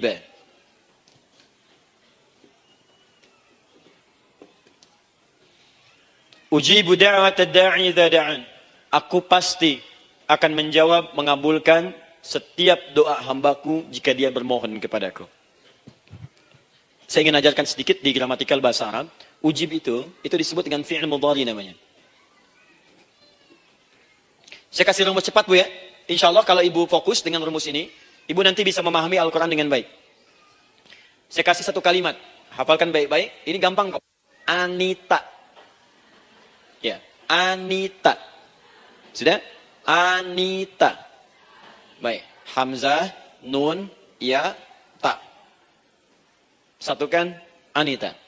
Kalau di dalam kalimat, ibu baca Al-Quran, di depannya ada huruf Hamzah ini, atau nun, atau ya, atau ta. Maka itu rumus mudhari namanya. Gak usah dihafalkan mudharinya. Ya, gak usah dihafalkan sampai bikin misalnya satu ungkapan, Anita istrinya Pak Mudhari. Gak usah, gak ada kerjaan. Ya. Gak usah dihafal. Saya hanya ingin tunjukkan pemahaman.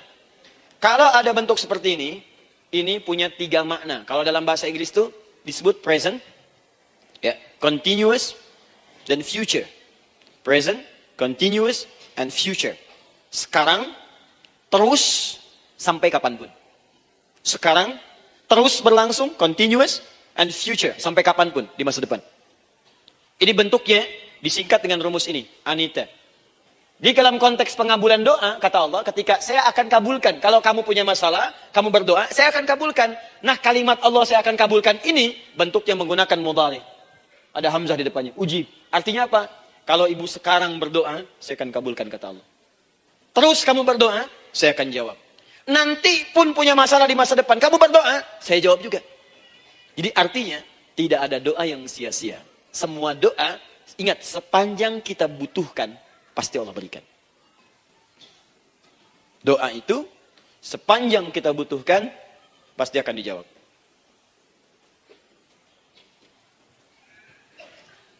Nanti kapan dijawabnya, seperti apa jawabannya, nanti bagian ketiga.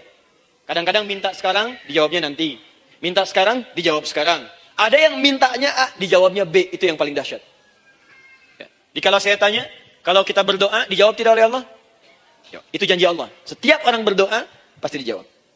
Nah, hanya persoalannya, seperti apa doa yang cepat dijawab itu? Apakah semua doa langsung dijawab seketika? Akankah mendapat jaminan langsung dijawab? Ternyata kalimat dijawab ini diikat dengan syarat ketentuan berlaku. Apa di antara syarat dan ketentuannya ini? Teruskan ayatnya. Falyastajibuli. Syarat pertama. Kalau doamu ingin cepat aku jawab, falyastajibuli. Maka engkau pun harus cepat merespon setiap seruanku. Jawab seruanku dengan cepat. Doa ingin dijawab oleh Allah. Maka kata Allah, kamu pun harus menjawab setiap seruanku. Jawab seruan Allah. Ayo respon, adil. Maunya dapat gaji aja, kerja nggak mau. Ya? Apa ibu pikir duduk manis, santai di ruangan tengah, tiap bulan suami datang berikan uang belanja? Belum tentu. Kalau sikap tidak bagus, ya interaksi tidak mulia, maka belum tentu itu didapatkan. Maka syarat pertama kata Allah, kalau doamu ingin cepat aku jawab, maka setiap aku seru, cepatlah engkau kemudian kerjakan dan jawab itu. Jadi ternyata seruan Allah itu terkait berkelindan dengan pengabulan doa. Jadi ketika ibu diseru oleh Allah, diminta diperintahkan sesuatu oleh Allah, sebetulnya itu kunci untuk mendapatkan jawaban doa kita, Bu. Dipanggil kita, ayo cepat datang ke sini. Mau minta apa? Minta, saya kasih. Apa di antara kunci doa itu, Ustaz? Yuk kita lihat. Adalah jawaban dari seruan Allah. Apa di antara seruan Allah itu? Saya beri contoh satu misalnya. Allah perintahkan kita untuk sholat.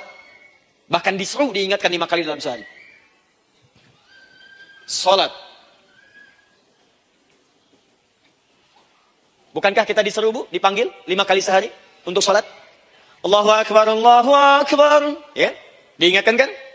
Ayo ingat Allah, ingat Allah, ingat Allah, ingat Allah. Allah Maha Agung, Maha Besar semuanya. Dan seterusnya. Perhatikan baik-baik. Apa tujuan Allah menyuruh kita dalam sholat? Ternyata bukan ingin memberikan beban ruku dan sujud. Bukan sujudnya yang penting. Karena semua makhluk tidak sujud pun tidak akan menurunkan status Allah sebagai Tuhan. Allah tetap Allah. Gak ada ruginya. Yang rugi kita. Ternyata ketika disuruh sujud, disuruh ruku itu, ternyata yang ditunggu itu bukan ruku sujudnya. Allah nunggu. Punya masalah apa? Mau minta apa? Karena itu dalam ilmu fikih, ibu buka semua kitab fikih. Salat itu secara bahasa disebut dengan doa. Nama lain dari doa adalah salat. As-salatu hiya doa. Salat adalah doa. Karena itu semua bacaan dalam salat doa semua. Coba lihat. Baru takbir Allahu Akbar. Doa iftitah. Al-Fatihah doa, Bu. Jangan dikira Al-Fatihah nggak ada doanya. Nih, nanti saya berikan cepat ya. Ini highlight dulu. Highlight dulu. Dalam sholat itu ada 4 keadaan. Ingat ini baik-baik. Nanti ibu manfaatkan minimal zuhur, lakukan. Ada berapa keadaan? 4. Ada 4 posisi, 4 keadaan dalam sholat. Yang kalau ibu berdoa benar, meminta di situ dengan benar, itu seketika akan dikabulkan. Seketika. 1 saat berdiri. Berdiri. 2 saat ruku'. Ruku'. 3 saat sujud. 3 saat sujud.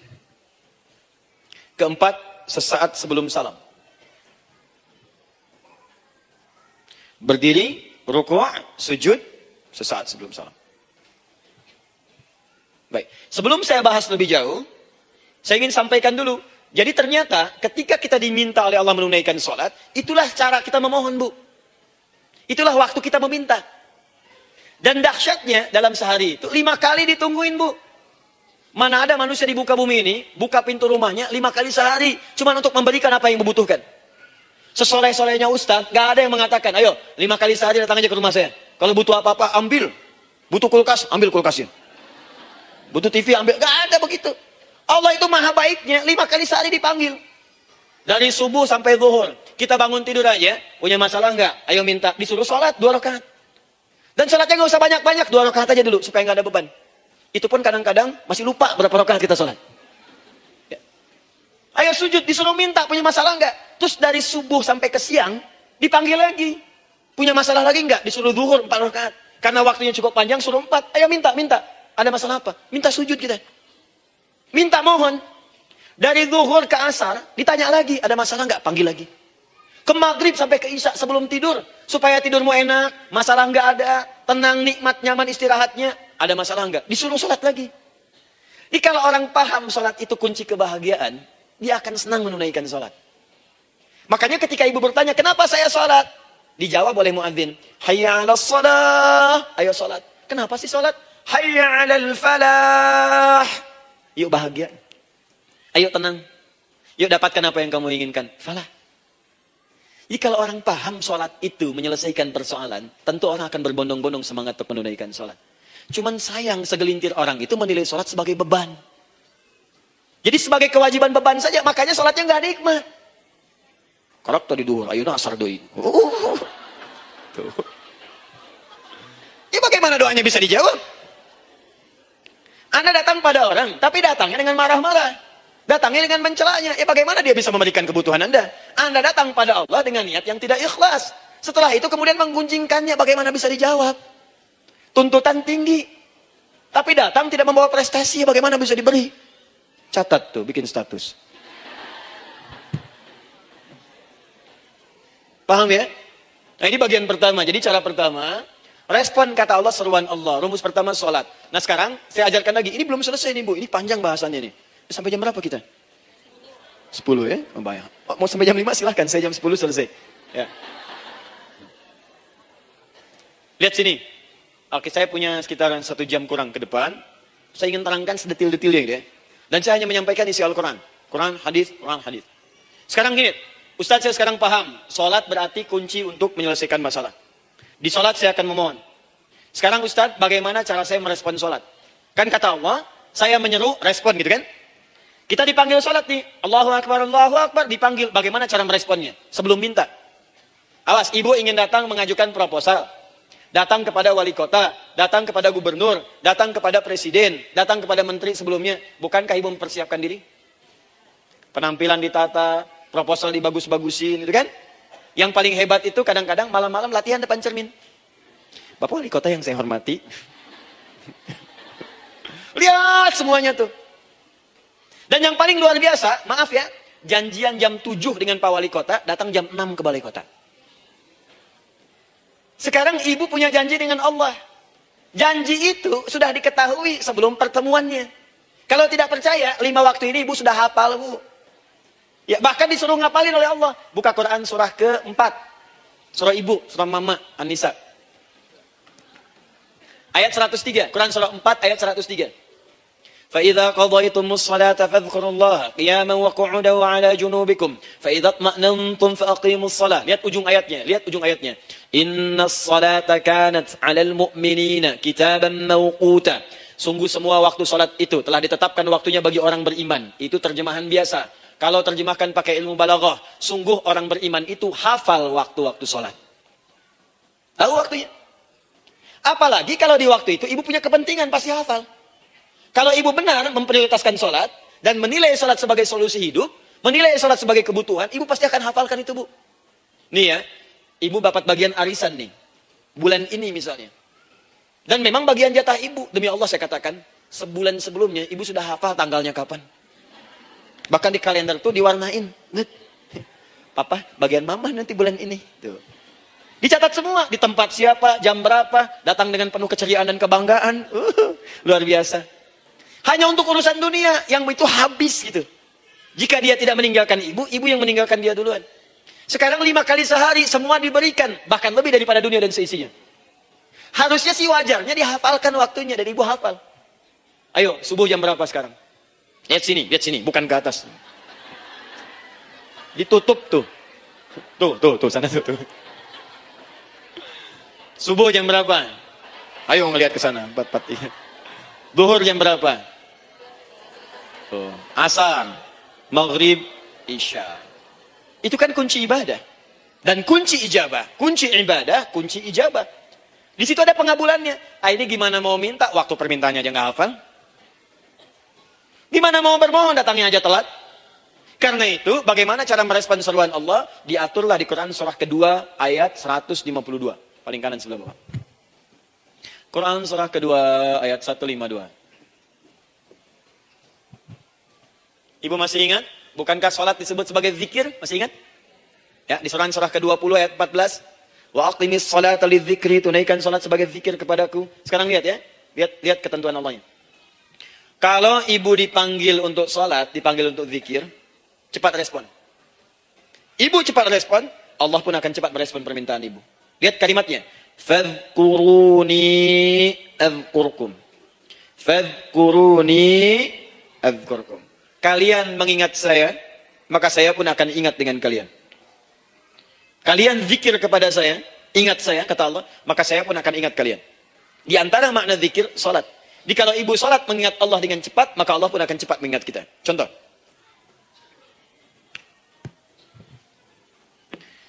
Saya ambil waktu subuh misalnya. Di Bandung 4, 3, 3. 4, 4, 3. Oh, lihat kesan lagi terjadi perbedaan pendapat. Ya. Ada yang 4, 3, 3, ada yang 4, 3, 4, ada yang 4, 3, 5, dan seterusnya. Yang ambil tengah-tengah lah, 4, 3, 5 misalnya. Kalau 4, 3, 5. Lihat sini, fokus. Allahu Akbar, Allahu Akbar. 4, 3, 5. Dipanggil salat, diseru. Kan tadi rumusnya di Quran surah 2 ayat 186. Faliyastajibuli. Kalau diseru cepat jawab, kan? Nah, terus disuruh 435 adzan. Allahu Akbar, Allahu Akbar. Begitu diseru, ibu langsung datang. Ya Allah, sudah adzan, seruan nih, saya siap-siap. Saya ingin minta sesuatu. Nah, orang yang datang, saat dia diseru Allah, dia pun datang kemudian untuk menyerunya, maka Allah pun akan menjawab apa yang dia mohonkan saat ia bermohon kepadanya. Perhatikan. Dipanggil oleh Allah, lewat suara muadzin. Allahu Akbar, dia merespon, cepat, siap salat. Maka dia pun ketika memanggil Allah, seketika Allah pun akan jawab padanya. Sesuai dengan kadar responnya. Dipanggil saat itu, dia menjawab. Maka Allah pun akan ingat kepadanya hanya saat dia memanggil saja. Di saat panggil, diingat. Panggil, diingat. Jelas? Ini yang hebat. Dipanggil 435. Allahu Akbar, Allahu Akbar. Dia sudah ingat dari sejak jam 3 lewat 45. Dia bangun jam 3. Bisa. Padahal belum dipanggil. Datang. Bahkan Masya Allah, melakukan warming up dulu. Tahajud. Istighfar. Baca Al-Quran sebelum dipanggil. Masya Allah Bu, ibu mau datang misalnya ke istana. Janjian jam 7, datang jam 6. Di situ ibu kerjakan yang baik-baik dulu. Wah, lihat. Terus kelihatan CCTV kan. Wah, ini orang bagus banget nih. Mulia, bagus. Sampah diambilin, disapu. Kelihatan. Itu ibu belum datang pun udah dipanggil duluan.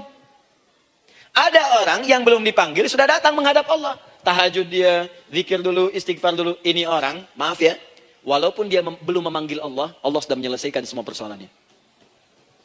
Di orang-orang yang selalu ingat kepada Allah, walaupun Allah dalam waktu tidak memanggilnya, maka Allah akan mengingatnya sekalipun orang ini belum bermohon kepadanya. Maka ibu nanti akan temukan orang-orang yang langsung diselesaikan persoalannya oleh Allah bahkan sebelum dia bermohon kepadanya. Jadi ada orang yang seakan gak punya masalah, Bu.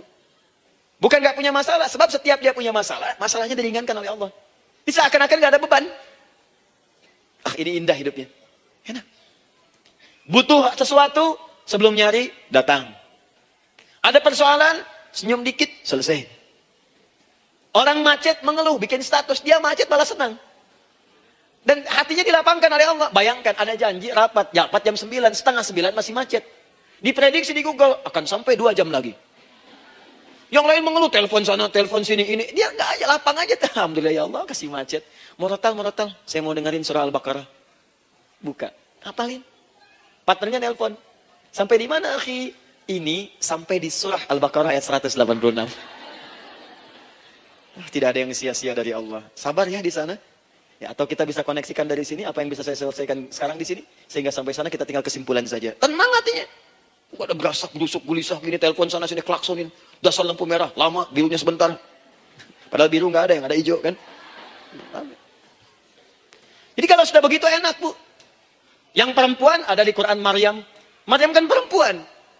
Dan Maryam itu bukan nabi, bukan rasul. Ingin memberikan pesan kepada ibu, perempuan dimanapun. Tidak harus jadi nabi supaya doa cepat dikabulkan.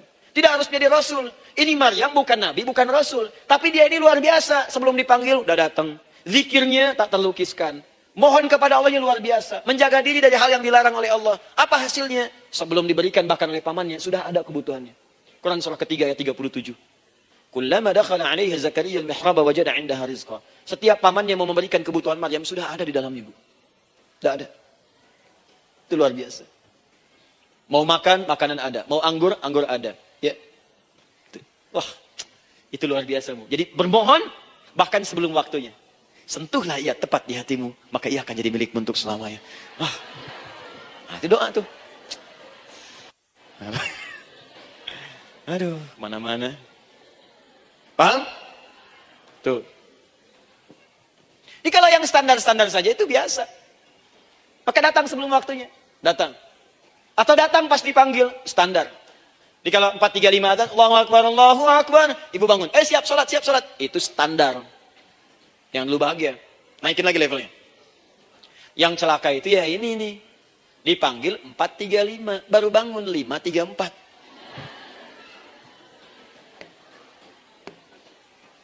Sholat subuh belum, nuntutnya udah banyak. Ya Allah, kurang apa lagi aku bermohon kepadamu. Sudah aku meminta sekarang, sholat subuh aja belum. Jadi mana keadilannya? Jadi yang pertama, respon seruan Allah, disitulah Allah pun akan cepat merespon apa yang kita kemudian butuhkan. Jadi yang pertama lewat sholat ya Bu ya. Ingat sholat. Dan sholat itu tadi dari 4 posisi, saya ajarkan yang pertama saja satu. Supaya nggak terlampau panjang ya. Berdiri Bu. Saya ajarkan satu. Setiap ibu dalam keadaan berdiri dan membaca Al-Fatihah. Pada kalimat iyyaka na'budu wa iyyaka nasta'in. Ingat, pada kalimat iyyaka na'budu wa iyyaka nasta'in, maka sertakanlah di hati kita apa persoalan yang dirasakan untuk bermohon kepada Allah. Saya ajarkan cepat. Kalau ibu mau belajar lebih detail, ikuti kajian kami di fikih salat, sifat salat Nabi sallallahu alaihi wasallam. Nanti saya terangkan semua dalilnya. Insyaallah sepanjang yang saya ketahui. Baik. Dasarnya ini, dasarnya Quran surah ketiga ayat 38 sampai 39. Dan dikuatkan nanti di hadis qudsi. Ibu kenal Nabi Zakaria? Ya kenal ya. Ya selamat lah Bu. Alhamdulillah. Episode ke-15 kenal Nabi Zakaria. Luar biasa. Alhamdulillah. Nabi Zakaria punya persoalan, sudah berumah tangga, belum ada keturunan, fisiknya sudah letih, rambutnya sudah memutih, dan mohon maaf istrinya divonis menopause dan mandul. Secara medis klinis. Apa yang beliau kerjakan? Sholat. Dalam sholatnya bermohon kepada Allah. Perhatikan permohonannya. Qala rabbi habli min ladunka dzurriyyatan thayyibah. Ya hunalika da'a Zakaria rabbah. Qala rabbi habli min ladunka dzurriyyatan thayyibah. Innaka sami'ud du'a. Ya Allah, aku bermohon kepadamu, anugerahkan aku keturunan. Semua mengatakan aku gak mungkin punya keturunan. Hanya engkau yang tidak punya batas dalam pemberian. Engkau pasti mendengar doa saya. Kalau pada yang maha mendengar tidak mengabulkan juga, lantas kepada siapa lagi aku mesti memohon? Doa ini dipanjatkan oleh beliau dalam keadaan sholat. Sedang berdiri dalam sholatnya. Jadi ibu maaf ya, tolong jangan salah berpikir. Semua nabi dan rasul, orang soleh sebelumnya itu sholat. Cuma kita lebih sempurna gerakan dan jumlahnya. Sempurna. Orang dulu sholat. Nabi Musa sholat. Quran surah 20 ayat 14. Nabi Isa sholat. Quran surah 19 ayat 31 sampai 33. Nabi Ismail sholat. Quran surah 19 ayat ke-55. Semua sholat. Sholat. Nabi Zakaria saat punya masalah, sholat. Dalam berdirinya minta dalam sholatnya. Dari mana Ustaz tahunya beliau minta dalam berdiri dalam sholat? Ayat 39 ya baca. Quran surah ketiga ayat 39. Fanadatul malaika, maka doanya itu dijawab oleh Allah. Datang malaikat menyampaikan jawaban. Wa huwa qaimun yusalli fil mihrab. Sedangkan beliau masih berdiri dalam sholatnya di mihrab. Masih berdiri dalam sholat. Sholat. Di dalam sholat itu minta. Makanya semua bacaan sholat itu permintaan. Isinya. Dan dikabulkan oleh Allah. Anallaha yubashshiruka bi Yahya. Allah kasih kabar gembira, engkau akan punya anak, langsung namanya dari Allah Yahya. Artinya hidup yang mustahil menurut manusia. Lahir dari rahim seorang perempuan yang divonis menopause dan mandul menurut medis. Kata Allah tidak ada yang mustahil bagiku. Lahir dan hidup dia, Yahya. Kapan terjadinya? Sedang sholat. Kapan saat sholatnya? Berdiri. Nah yang paling menarik Bu, umatnya Nabi Muhammad SAW ditunggu oleh Allah 5 kali dalam sehari. Dan dimintakan sebelum sholat untuk menyiapkan permohonannya. Maka turunlah Quran surah kedua ayat ke-45. Ibu lihat ayatnya. Wasta'inu bis sabri was salat. Bahkan ditegaskan lagi. Di Quran surah kedua ayat 153. Paling kanan sebelah bawah. Ya ayyuhalladzina amanu ista'inu bis sabri was salat. Yang pertama nggak pakai panggilan iman. Wasta'inu, kata Allah, hey, kalau kamu punya masalah, jangan mengeluh, jangan berkeluh kesah, jangan terlampau banyak gelisah, cepat siapkan dirimu untuk menunaikan sholat. Siapkan permohonanmu, minta kepada aku lewat sholat. Kalau belum yakin, disebutkan imannya. Ya ayyuhalladzina amanu, hey orang-orang yang masih merasa punya iman, katanya punya iman. Jadi kalau ibu nggak mau minta lewat sholat, dipertanyakan imannya. Kamu punya iman nggak? Kata Allah, yakin nggak dengan saya? Kalau punya masalah jangan mengeluh. Datang pada saya minta. Lewat sholat, saya panggil sholat minta. Kalau masih merasa punya iman. Tuh, iman kita itu dipertaruhkan di situ. Nah sekarang, saya berikan rumus bahasanya. Allah memanggil kita dengan bentuk jama, perintah jama. Wasta'inu, wasta'inu. Itu bentuk perintah. Wasta'inu, bentuk perintah.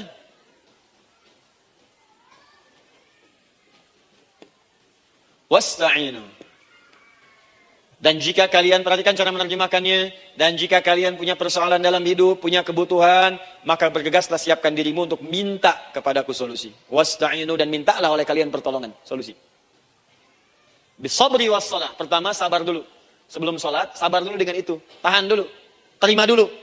Jangan mengeluh, terima dulu. Nanti dalam sholat minta solusi. Itu maksudnya. Punya masalah sekarang, jam 9 lewat. Sabar, tahan dulu. Koreksi diri, istighfar. Nanti zuhur minta. Atau duha sekarang sholat, datang ke masjid, sholat duha minta. Tahiyatul masjid minta sekarang. Sabar, ini sabar, terima dulu. Jangan mengeluh, sabar. Ingat, terima, sabar. Karena Allah mustahil memberikan ujian masalah kalau kita tidak sanggup menerimanya. La yukallifullahu nafsan illa. Saya sering katakan Bu ya, maaf kalau kalimat ini mungkin kurang berkenan. Tapi kalimat ini nyata. Kalau ibu sekarang punya masalah seberat apapun, itu artinya hanya ibu yang sanggup untuk menerimanya. Saya tidak.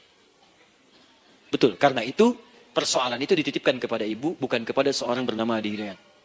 Ibu yang dipercaya. Ya, ibu dipercaya oleh Allah. Kenapa ibu tidak yakin dengan itu? Karena cuma ibu yang bisa mengatasi. Ibu yang mampu, saya tidak. Karena itu dititipkan pada ibu. Kaidahnya, la yukallifullahu nafsan illa wus'aha. Allah nggak akan berikan beban, ujian, masalah kalau dia nggak mampu. Artinya kalau saya nggak mampu, saya nggak dikasih. Ibu mampu, ibu diberi. Jangan mengeluh. Kenapa mesti saya, ya Allah? Kamu mampu. Ya Allah, why me? Why not?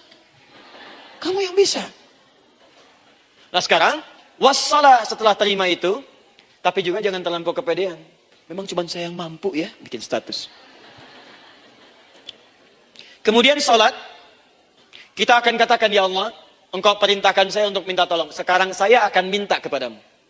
Lalu kita katakan, maaf ya, ya Allah, saya sekarang punya masalah. Saya ingin bermohon kepadamu. Saya ingin minta kepadamu, ya Allah. Saya mohon, ya Allah. Maaf Bu ya, maaf ya. Sebentar. Ibu kalau punya masalah sedikit atau banyak? Banyak. Yang punya masalah ibu saja atau anak juga punya masalah? Kadang-kadang, bukankah anak yang punya masalah ibu yang minta? Bukankah suami yang punya persoalan ibu yang bermohon? Iya kan? Karena itu, kalau kita ingin memohon kepada Allah dengan persoalan yang kompleks mewakili yang banyak, maka pertama kalimatnya diawali dengan huruf na. Berarti kami, kita, semua. Jelas ya? Nah, ibu ingin robah kalimatnya minta tolong. Kata Allah, minta kepadaku pertolongan. Wasta'inu. Ibu ingin robah menjadi bentuk permintaan. Rubah kalimatnya menjadi nasta'in. Nasta'in. Nasta'in.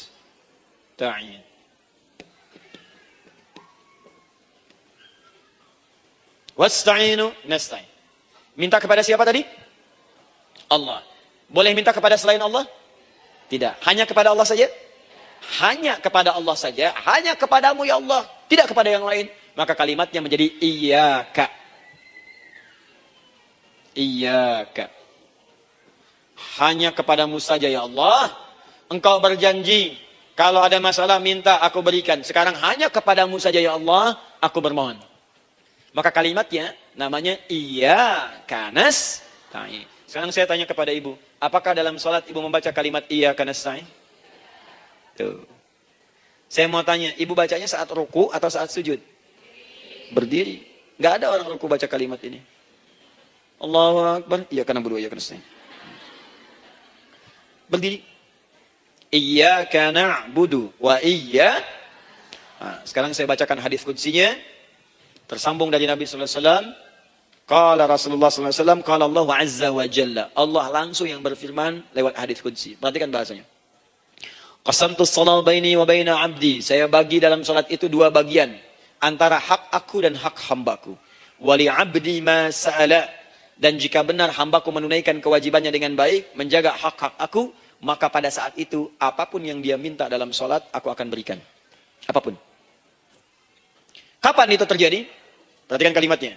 Idza qala al-'abdu, kalau hamba mulai membaca dalam salatnya, alhamdulillahi rabbil alamin. Alhamdulillah rabbil alamin. Qala Allah azza wa jalla, seketika Allah menjawab, hamadani 'abdi, hambaku sedang memujiku. Ibu ingat baik-baik Bu ya. Ingat baik-baik. Setiap ibu baca Al-Fatihah dalam salat itu Allah memperhatikan dan menjawab bacaan ibu. Tadi Masih ingat ketika saya katakan, wa idza sa'alaka ibadi anni fa inni qarib, Allah itu dekat. Ya. Wa idza qala al-'abdu ar-rahmanir rahim, kalau hamba melanjutkan ar-rahmanir rahim, qala Allah azza wa jalla, Allah langsung menjawab, athna alayya 'abdi, hambaku sedang menyanjungku.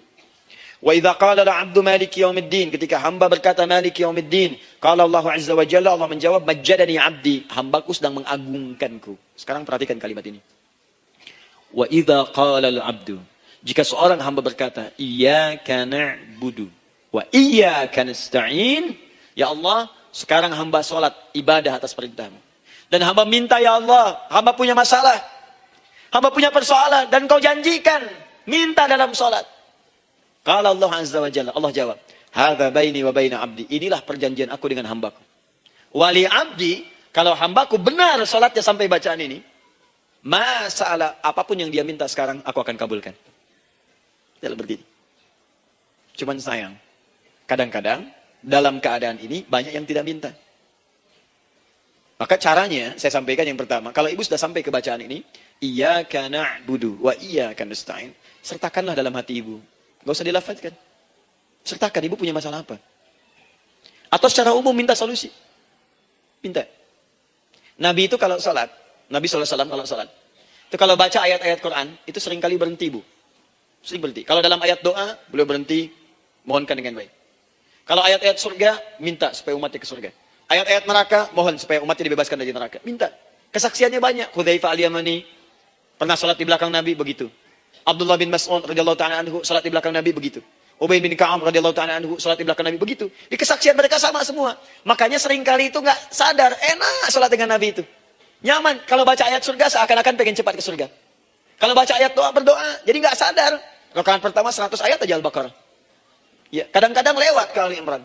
Pernah rekornya 5 juz 4 halaman, An-Nisa ayat 176 baru berhenti. Ya, walaupun besoknya nggak pada ikutan lagi. Ya, karena merasa ini kapan rukunya gitu, sekarang atau nanti, sekarang atau nanti. Tapi enak. Nah, saya ajarkan satu hal, kalau kita sampai pada bacaan Al-Fatihah tadi, jeda sejenak, Bu, rasakan itu, minta. Minta. Setelah itu, Allah ajarkan satu lafaz, kalau lafaz ini benar dibacakan oleh ibu, benar dibacakan, maka seketika doa akan dijawab. Langsung dikabulkan. Apa bacaan itu? Nanti dalam pelajaran selanjutnya kita akan bahas ya, insya Allah. Masih ada waktu? Oh ya, kalau masih kita bahas ya. Masih. Ada sesi mau jawab pertanyaan dulu, diskusi dulu, atau saya teruskan sebentar? Teruskan ya. Baik, kalau kita sampai jam 10, saya jeda sampai ke 9.45. Jadi 15 menitnya kita bisa diskusi ya. Baik. Apa lafaz yang kita bisa mohonkan? Teruskan ayatnya. Ihdinas siratal mustaqim. Ihdinas siratal mustaqim. Ihdinas siratal mustaqim. Ini, Bu, nanti Ibu lihat dalam kajian tafsir yang kami sampaikan, juga dalam kajian fikih salat, saya bahas dengan detail. Di sini singkat saja, singkat padat. Ihdina itu, ya Allah berikan kami hidayah. Berikan kami jalan. Berikan kami petunjuk. Tunjukkan kami jalan yang lurus. Kalimat ihdina asalnya dari kata hidayah. Hidayah, jamaknya hudan. Ihdina, berikan kami hidayah. Berikan kami hudan. Kalau tunjukkan kami jalan yang lurus, itu terjemahan, Bu. Terjemahan. Kalau ibu ingin makna tafsir per huruf, per kalimat, bahkan per harokat, itu semua ada maknanya. Karena semua kalimat Quran itu mukjizat. Ihdina dari kata hidayah, hudan. Berikan kami hidayah. Hidayah dalam bahasa Arab itu banyak maknanya. Bisa solusi dari semua persoalan. Bisa jalan menuju kemudahan. Bisa kesuksesan. Bisa petunjuk. Banyak. Kalau dikumpulkan namanya hudan. Hudan. Makanya Al-Quran disebut hudan. Karena di Quran ada semua. Solusi ada, petunjuk ada, kemudahan ada. Dzalikal kitabu la raiba fi hudal. Al-Quran hudan. Syahrul Ramadan alladzi unzila fihi al-Quran hudan linnas. Isi Quran semua hudan. Di situ ada solusi. Di situ ada petunjuk. Di situ ada kemudahan. Kalau kita ingin minta semua itu, kalimatnya dikatakan fi'il amr lit talab. Permohonan dalam bentuk kalimat permintaan. Ihdina, berikan kepada kami hudan. Kalau sudah mengatakan ihdina artinya minta solusi, minta kemudahan, minta petunjuk. Jadi ketika ibu mengucapkan kalimat ihdinas siratal mustaqim, itu artinya, ya Allah, berikan kepada kami solusi dari masalah yang sedang saya hadapi. Berikan petunjuk dari persoalan yang sedang saya jalani. Berikan kemudahan, ya Allah, dari kesulitan yang tengah saya hadapi. As-siratal mustaqim, yang lurus, yang gampang. Karena jalan yang gampang itu lurus, gak berkelok, Bu. Langsung ke tujuan. Saya mau ke sini, jalannya belok-belok, gak langsung kan gak enak. Ibu mau ke satu undangan, jalannya belok sini, belok sini, belok sini, belok sini. Kelokan 9, kelokan 7, kelokan 8. Ya. Kan rasanya berliku. Ibu ingin mendapatkan solusi, tapi dilempar-lempar. Ke sini dulu, berkelok. Sini dulu, sini dulu, sini dulu. Kenapa nggak ibu lurus dapatkan langsung? Dalam bahasa Arab, apalagi kalimat yang fasih, mendapatkan sesuatu dengan gampang, dengan mudah. As-siratal mustaqim, lurus ke tujuan, cepat, mudah. Apalagi surga nanti, tunjukkan kami jalan yang lurus, yang benar. Hak dari Allah dan mudah didapatkan. Itu maksudnya. Ini bukan sekedar tunjukkan jalan yang lurus, solusi yang mudah, yang gampang, yang cepat. Paham di sini ya? Seperti orang-orang dulu mendapatkannya. Siratal ladzina an'amta 'alaihim. Seperti orang dulu mendapatkan semua kenikmatan ketika mereka bermohon kepadamu ya Allah. Siapa mereka? Ada 4 golongan disebutkan di Quran surah keempat ayat 69. Ada para nabi, orang-orang jujur siddiqin, para syuhada dan orang-orang soleh. Ya, wa may yuti'illaha wa rasul fa ulaika ma'al ladzina an'ama Allahu 'alaihim minan nabiyyina was-siddiqina wasyuhada was-shalihin. Para nabi dulu berdoa, ya Allah, saya ada masalah, dikabulkan. Kita minta, ya Allah, sekarang saya berdoa, tolong kabulkan seperti nabi-nabi dulu dikabulkan. Nabi Ayub sakit, berdoa dikabulkan. Kita sakit, dikabulkan. Nabi Ibrahim ada ujian, dikabulkan. Nabi Ibrahim punya ujian dengan anak. Kita ada ujian dengan anak, minta, dikabulkan. Anak-anak berselisih, ada yang dendam, yang iri. Seperti anaknya Nabi Yakub. Nabi Yakub berdoa, dikabulkan. Kita minta, dikabulkan.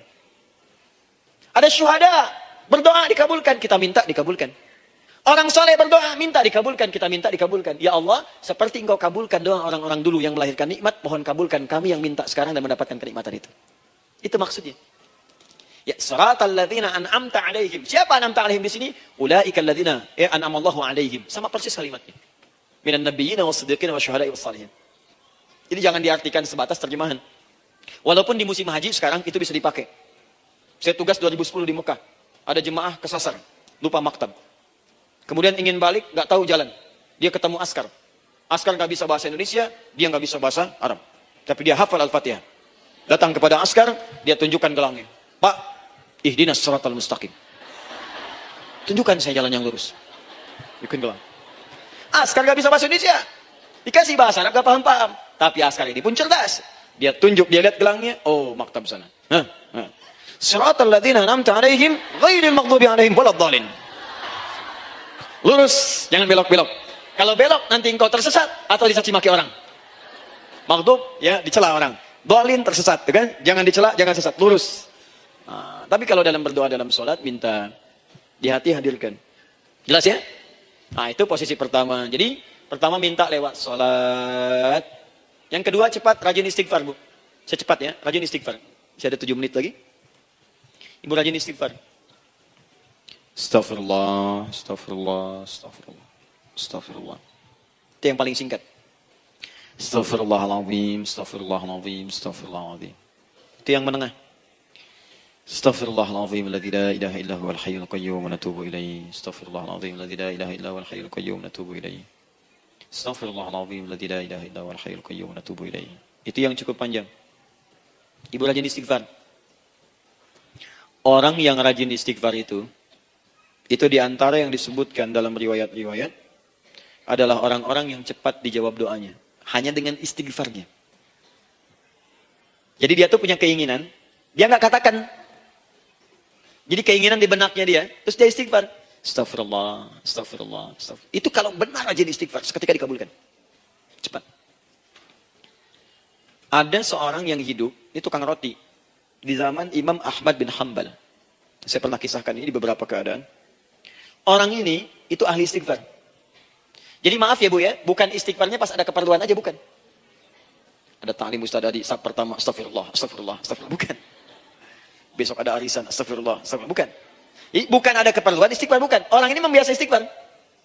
Jadi setiap mengerjakan apapun dia istighfar. Mau minum, bismillah, astagfirullah, astagfirullah.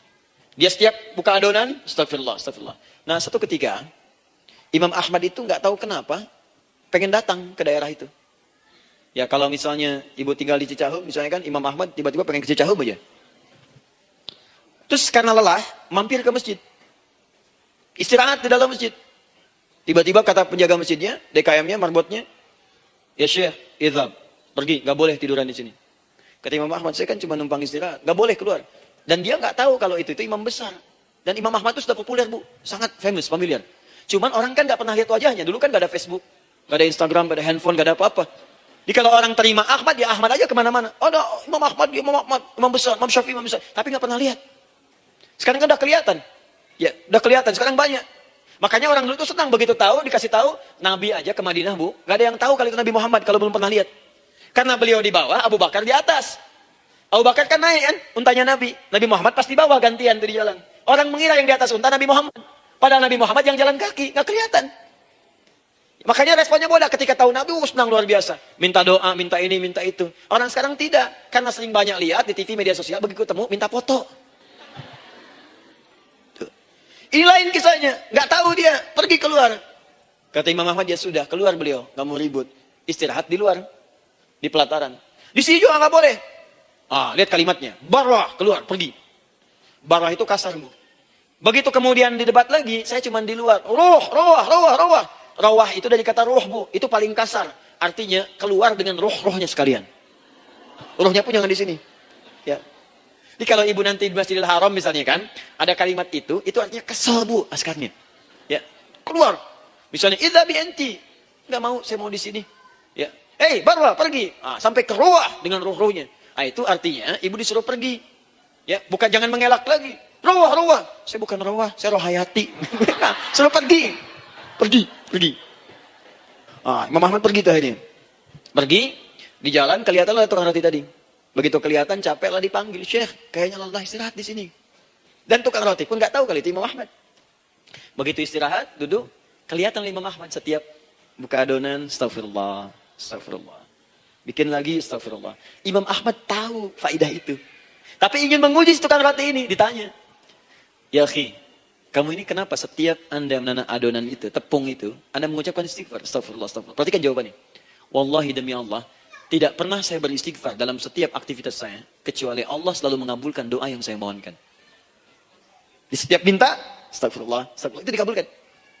Cuman satu yang sampai sekarang belum terkabul. Apa itu kata Imam Ahmad?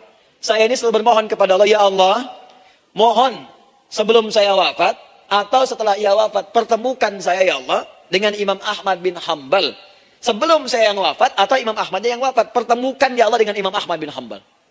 Kata Imam Ahmad, astagfirullah. Allahu Akbar.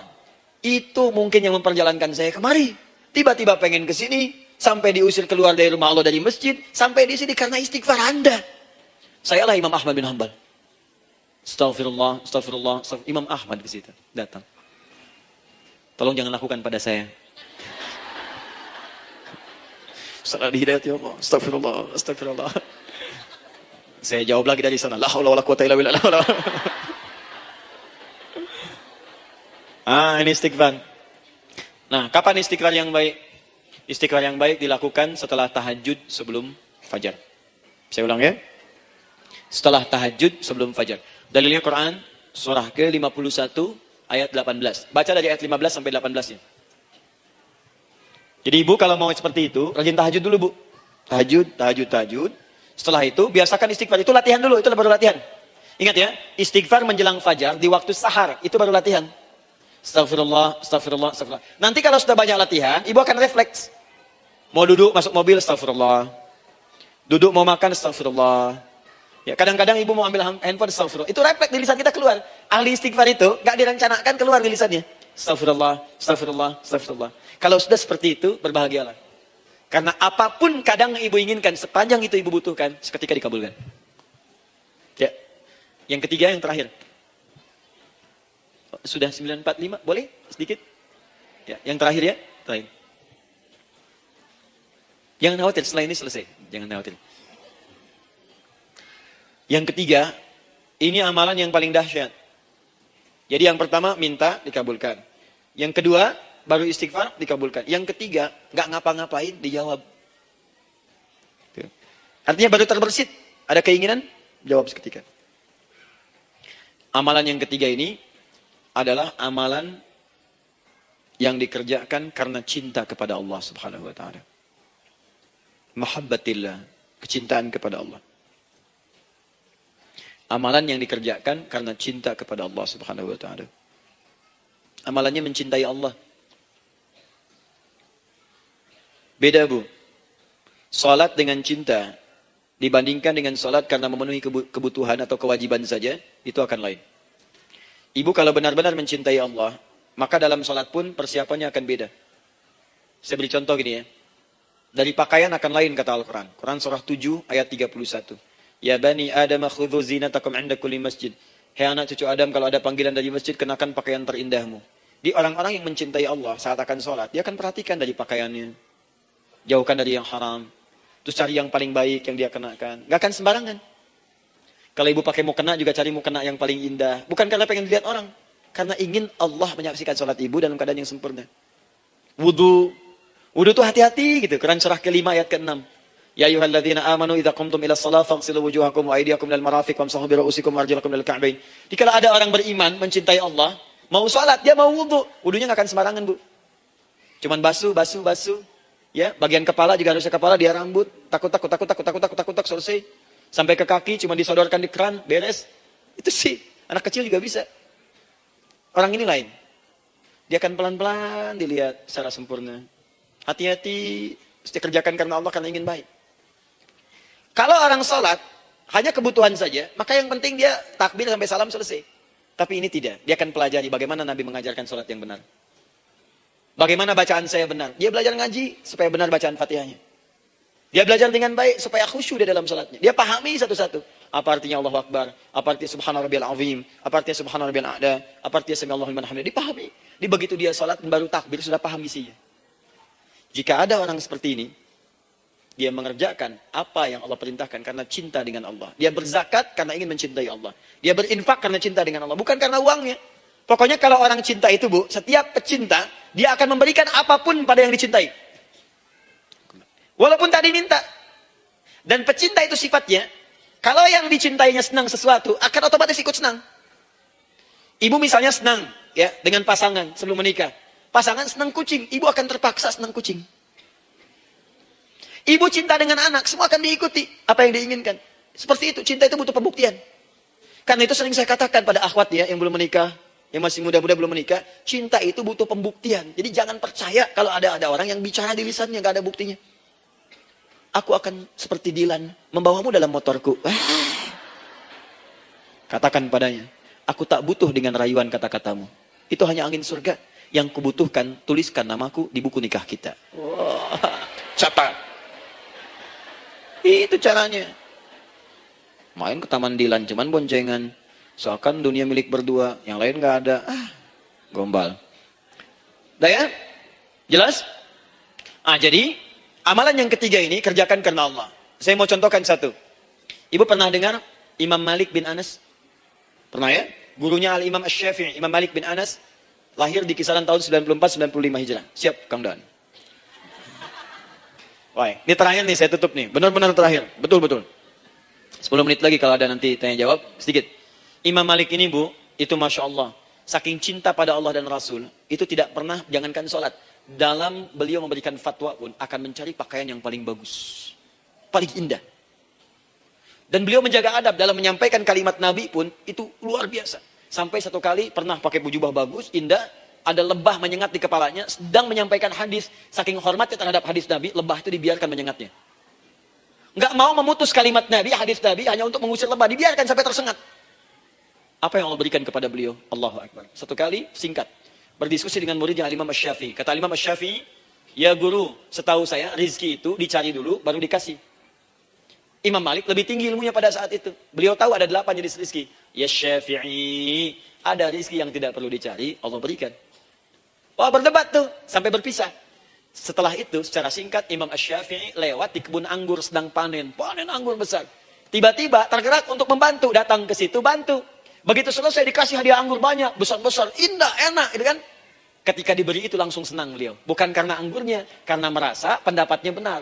Jadi begitu bekerja, baru dapat. Dibawalah anggur ini, diberikan pada gurunya. Perhatikan adabnya terhadap guru. Jadi kalau ibu adabnya bagus pada guru, keberkahan dapat, ilmunya pun menghunjam di jiwa. Imam Syafi'i nggak merasa benar, tapi memberikan sebuah jawaban dengan adab. Guru, tadi itu ada panen anggur, saya mencoba membantu. Begitu saya bantu, dikasih anggur, dikencangkan kalimatnya. Begitu saya bantu, dikasih. Dibantu dulu, baru dikasih. Kalau saya nggak bantu, saya nggak dikasih. Apa jawab Imam Malik? Imam Malik tersenyum, tertawa. Tabassama dhahika. Masya Allah, Syafi'i bahasa kita. Tadi itu saya keluar, mau ngajar. Siang-siang terik begini, saya kepikiran, ya Allah, kalau makan anggur yang enak-enak, enak banget sekarang ini. Ada anggur sekarang. Tuh. Murid berikhtiar, guru mendapatkan hasil. Setelah itu Asy-Syafi'i naik dan jadi bintang di zamannya, sampai kekinian pun luar biasa. Dan mendapatkan barakah gurunya, seperti gurunya dapatkan, muridnya pun meraihnya. Itulah 3 cara bagi kita untuk bermohon kepada Allah. Jika ingin dipercepat oleh Allah, bisa lewat salat, bisa lewat istighfar, bisa juga dengan menciptakan amalan-amalan, atau mengikuti amalan-amalan yang dicintakan atau ditujukan untuk mencintai Allah Subhanahu wa taala. Ibu bisa paham ini? Baik. Kemudian berdoa. Tapi yang jadi masalah, Ustadz, ketika berdoa, kok belum dikabulkan juga? Apa ciri doa dikabulkan? Seperti apa kita tahu doa kita dikabulkan? Itu mungkin kita bahas di episode yang berbeda, insya Allah. Ya, karena Kang Daan sudah hadir di samping saya saat ini. Baik, Kang, silakan. Ada apa ini? Ada pertanyaan? Ya, baik, kita punya 7 menit. Alhamdulillah. Udah langsung otomatis, Ustaz. Iya, silakan, Kang Daan. Langsung saja ya, mau nanya. Kita batasi 3 pertanyaan saja. Silakan. Nanti kita kumpulkan dulu, nanti Ustadz jawab sekaligus ya. Baik, Ibu. Tolong sebutkan nama Ibu dan pertanyaannya juga tidak terlalu panjang, Bu ya. Jadi baik, pertanyaannya apa? Udah aja gitu. Silakan. Baik. Baik, Assalamualaikum warahmatullahi wabarakatuh. Waalaikumsalam. Nama saya Indri, Ustadz. Baik, Ibu. Saya sedikit punya cerita, di mana cerita ini menggiring pada pertanyaan yang akan saya ajukan. Setelah aksi 2122, saya kembali dari Jakarta ke Bandung, pakai travel. Di travel itu ada anak kecil dan ibunya yang menarik perhatian seluruh penumpang. Usut punya usut, anak kecil tersebut ternyata adabnya bagus dan sebagainya. Ternyata anak kecil tersebut pernah menjadi juara 1 lomba dai cilik. Saya kagum sekali. Sampai saya belai rambutnya. Dan saya doakan, jadilah anak yang soleh. Dan semoga nanti besar menjadi dai terkenal. Ibunya membelai anaknya. Saya membelai, dia membelai. Apa doa si ibu? Enggak usah terkenal ya nak. Tapi ibu inginkan kamu menjadi seperti Ustadz Adi Hidayat. Nah, yang saya pertanyakan, tidak usah terkenal, tapi ingin seperti Ustadz Adi Hidayat. Saya nggak tahu ini paradoks seperti apa. Kan Ustadz Adi Hidayat kan terkenal. Seperti itu pertanyaan pertama. Jadi, penggiringan saya pada pertanyaan ini adalah tentang puja-puji. Ustadz Adi Hidayat nggak senang puja-puji. Tapi si ibu itu adalah pemuja rahasia Ustadz Adi Hidayat. Pertanyaan itu yang pertama. Yang kedua, tadi kita bagaimana adab tentang bagaimana caranya doa cepat dikabulkan. Sekarang pertanyaan saya, Ustadz, apakah ketika kita berdoa atau istighfar, bisakah jika kita tidak mempunyai wudhu? Itu saja. Terima kasih. Baik, saya langsung jawab dulu. Langsung jawab, Mangga. Saya pada bagian yang kedua dulu, Bu ya. Apakah seorang berdoa itu atau beristighfar boleh dalam keadaan tidak berwudu? Jawabannya boleh. Tidak masalah. Tapi berwudu itu lebih utama. Ya, karena itu Al-Imam An-Nawawi dalam kitabnya Adab Hamalatul Quran, At-Tibyan fi Adab Hamalatul Quran, menganjurkan kepada setiap ahli Al-Quran untuk menjaga wudu, termasuk ketika dia akan berdoa kepada Allah. Jadi kalau saya boleh sarankan, ibu tolong jaga wudu, jaga wudu, jaga wudu. Kalau batal berwudu, sulit berwudu, tayamum. Jaga setiap keadaan. Nah, karena keutamaan orang berwudu itu, salah satunya juga, pertama, dia akan dijaga oleh Allah dari segala jenis keburukan-keburukan, maksiat. Di orang punya wudu itu minimal, malu kalau wudunya batal, dia tahan-tahan. Untuk berbohong, dia akan dijaga, supaya nggak berbohong. Untuk ria, dia dijaga. Jadi wudu itu banyak manfaatnya. Ketika orang dijaga dari perbuatan maksiat, maka hubungan ke Allahnya lebih cepat. Karena itu orang punya wudu dikabulkan lebih cepat dibandingkan dengan yang tidak punya wudu. Ya, dalam teori tadi. Tapi kalau ibu bertanya, bolehkah nggak berwudu berdoa? Boleh, dan sah hukumnya. Yang pertama tadi, saya turut mendoakan semoga anak itu baik, ibu juga baik, Ibu Indri, dan semua ibu-ibu di sini juga dalam keadaan baik. Dan anak-anaknya, cucunya insya Allah juga diberikan kemuliaan oleh Allah Subhanahu Wa Taala melebihi apa yang Allah berikan kepada saya. Mesti lebih, karena tantangan anak-anak kita di masa depan itu tidak sama dengan yang sekarang. Ya, saya pribadi selalu menyampaikan bahwa saya takut dengan Allah. Ya, saya sangat takut. Ketika dihisab nanti, orang pertama dari kalangan manusia biasa yang dihisab itu 3 golongan. 1 pendakwah, dai, ustadz, syekh, alim, habib. Yang kedua, orang kaya yang dermawan. Yang ketiga, maaf sekali, orang yang pernah berjihad. Dan banyak dari golongan ini, itu awal-awal ke neraka semua. Ke neraka semua. Hadisnya disampaikan oleh sahabat Abu Hurairah sampai 3 kali. Dan 3 kali pingsan menyampaikan hadis ini. Apa kalimatnya? Ketika dipanggil orang berilmu yang alim. Madza amilta bi'ilmik? Apa yang kamu kerjakan dengan ilmumu? Dia katakan, lillah, saya kerjakan untukmu ya Allah. Saya berdakwah untukmu. Saya kerjakan, ada penghafal Quran dan macam-macam. Kata Allah, kadzab, kamu pembohong. Pendusta. Kalau kadzib sekali dusta, kadzab, banyak dustanya. Disebutkan kemudian dibuka isi hatinya. Nih, kamu ini berdakwah hanya untuk popularitas. Supaya dikenal, supaya tahu macam-macam. Kamu berdakwah untuk urusan materi. Kamu berdakwah untuk dunia, dibuka semuanya. Maka ditarik ubun-ubunnya, dilemparkan ke dalam neraka. Karena itu saya melarang siapapun, orang-orang di sekitaran saya, termasuk staf-staf kami, termasuk di official TV, Akhyar official, YouTube official, saya larang. Tidak boleh ada satupun kemudian punya niat untuk mempopulerkan Ustaz. Kalau ada orang kemudian, maaf, datang kepada saya, bawa rekaman, bawa apa-apa, hanya untuk berniat itu, maka itu orang pertama yang saya katakan, bersaksi di hadapan Allah tidak pernah mengenalnya. Karena berat hisab saya di hadapan Allah Subhanahu Wa Taala. Ya, karena itu saya selalu menolak kalau ada tayangan-tayangan TV atau apapun yang tujuannya hanya popularitas. Itu pasti otomatis akan saya tolak. Saya wallahu a'lam, barangkali ibu itu punya pertimbangan lain, disebutkan sesuatu, tapi kalau ibu ingin ikut dengan saya atau anaknya ingin belajar, maka hal pertama yang saya katakan, jangan pernah diarahkan pada tujuan-tujuan dunia.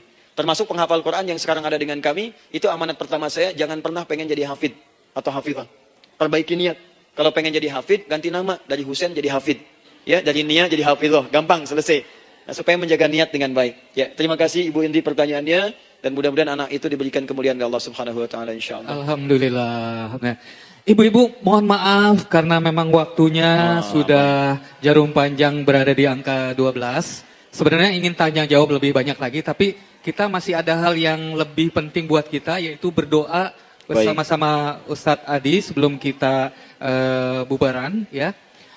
Ustadz Adi khususnya kita semua mohon doa kepada saudara-saudara kita, kerabat kita yang pada tahun ini akan berangkat menjalankan ibadah haji dan juga kepada petugas-petugasnya yang mendampingi mereka. Mudah-mudahan diberi kelancaran dan juga berkah dari Allah Subhanahu Wa Taala. Baik.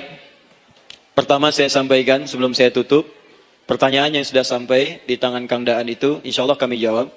Kita nanti ada sesi juga, malam nanti ada, besok subuh juga ada. Mungkin besok subuh saya spesial jawab-jawab pertanyaan di kajian fikih ikhtilaf.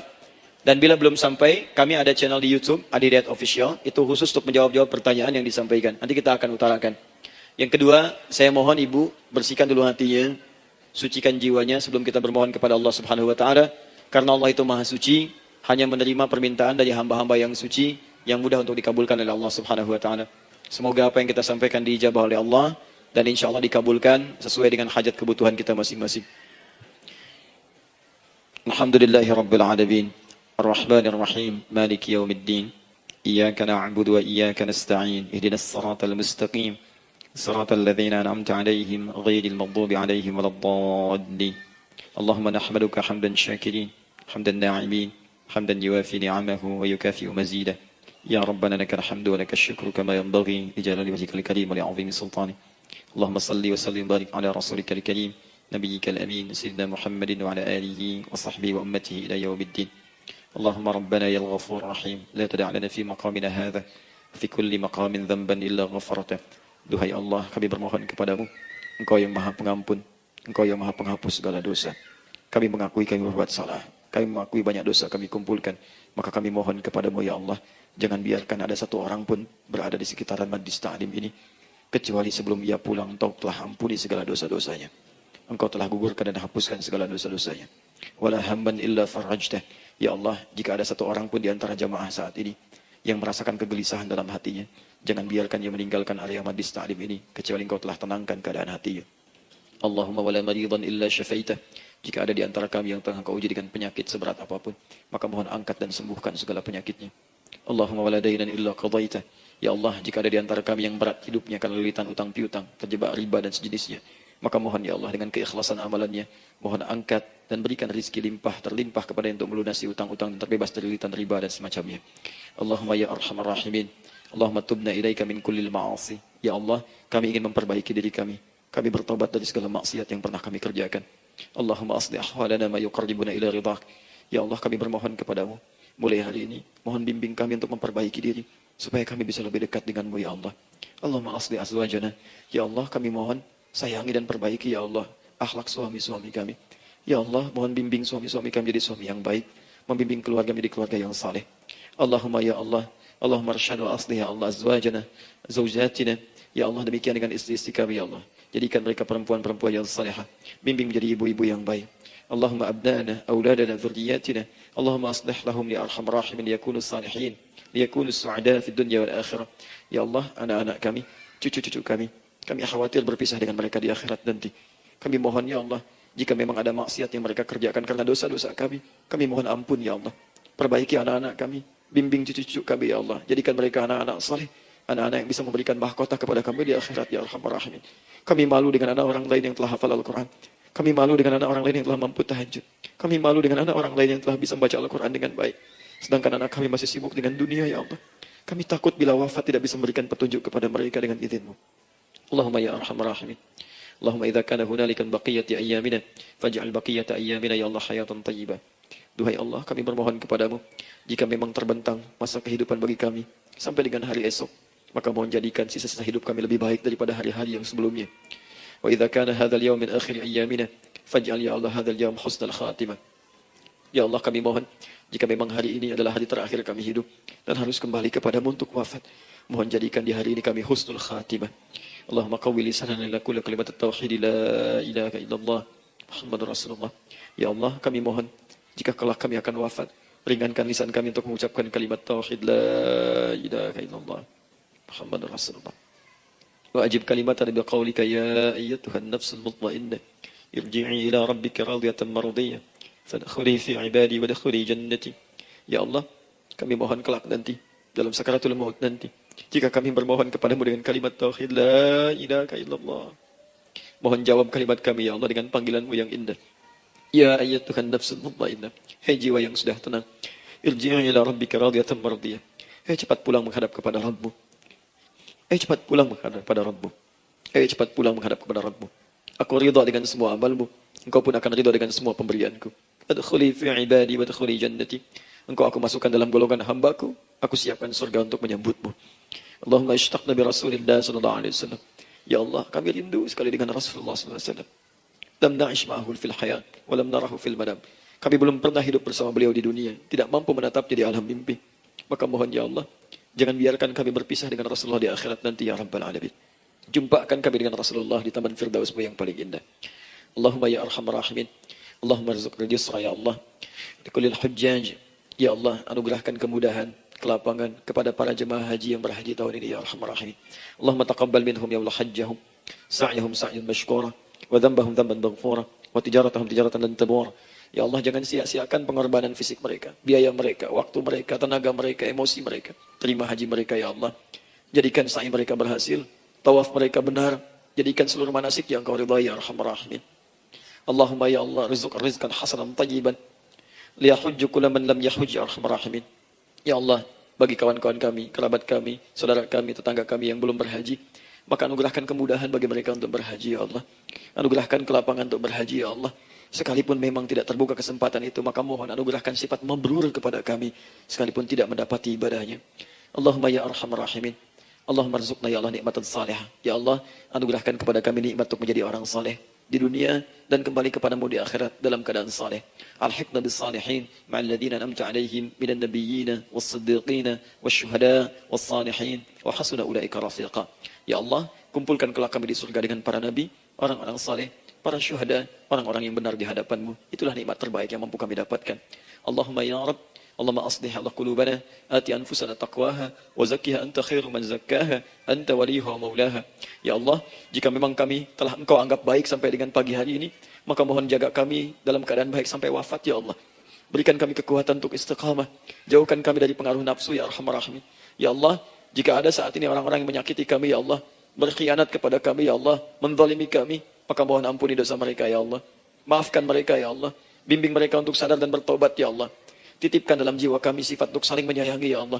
Titipkan dalam jiwa kami sifat untuk saling memaafkan ya Allah. Titipkan dalam jiwa kami sifat untuk bisa memperhatikan ya Allah. Allahumma ya Rabb, Rabbana atina fid dunya hasanah wa fil akhirati hasanah wa qina adzaban nar. Bifadlika subhana rabbika rabbil izzati amma yasifun wa salamun alal mursalin wa akhiru da'wana alhamdulillahi rabbil alamin. Sebelum saya akhiri dengan doa kifaratul majlis dan salam, saya ingin ucapkan terima kasih pada seluruhnya untuk nalim kita di pagi hari ini. Semoga Allah menerima semuanya dan semoga Allah muliakan.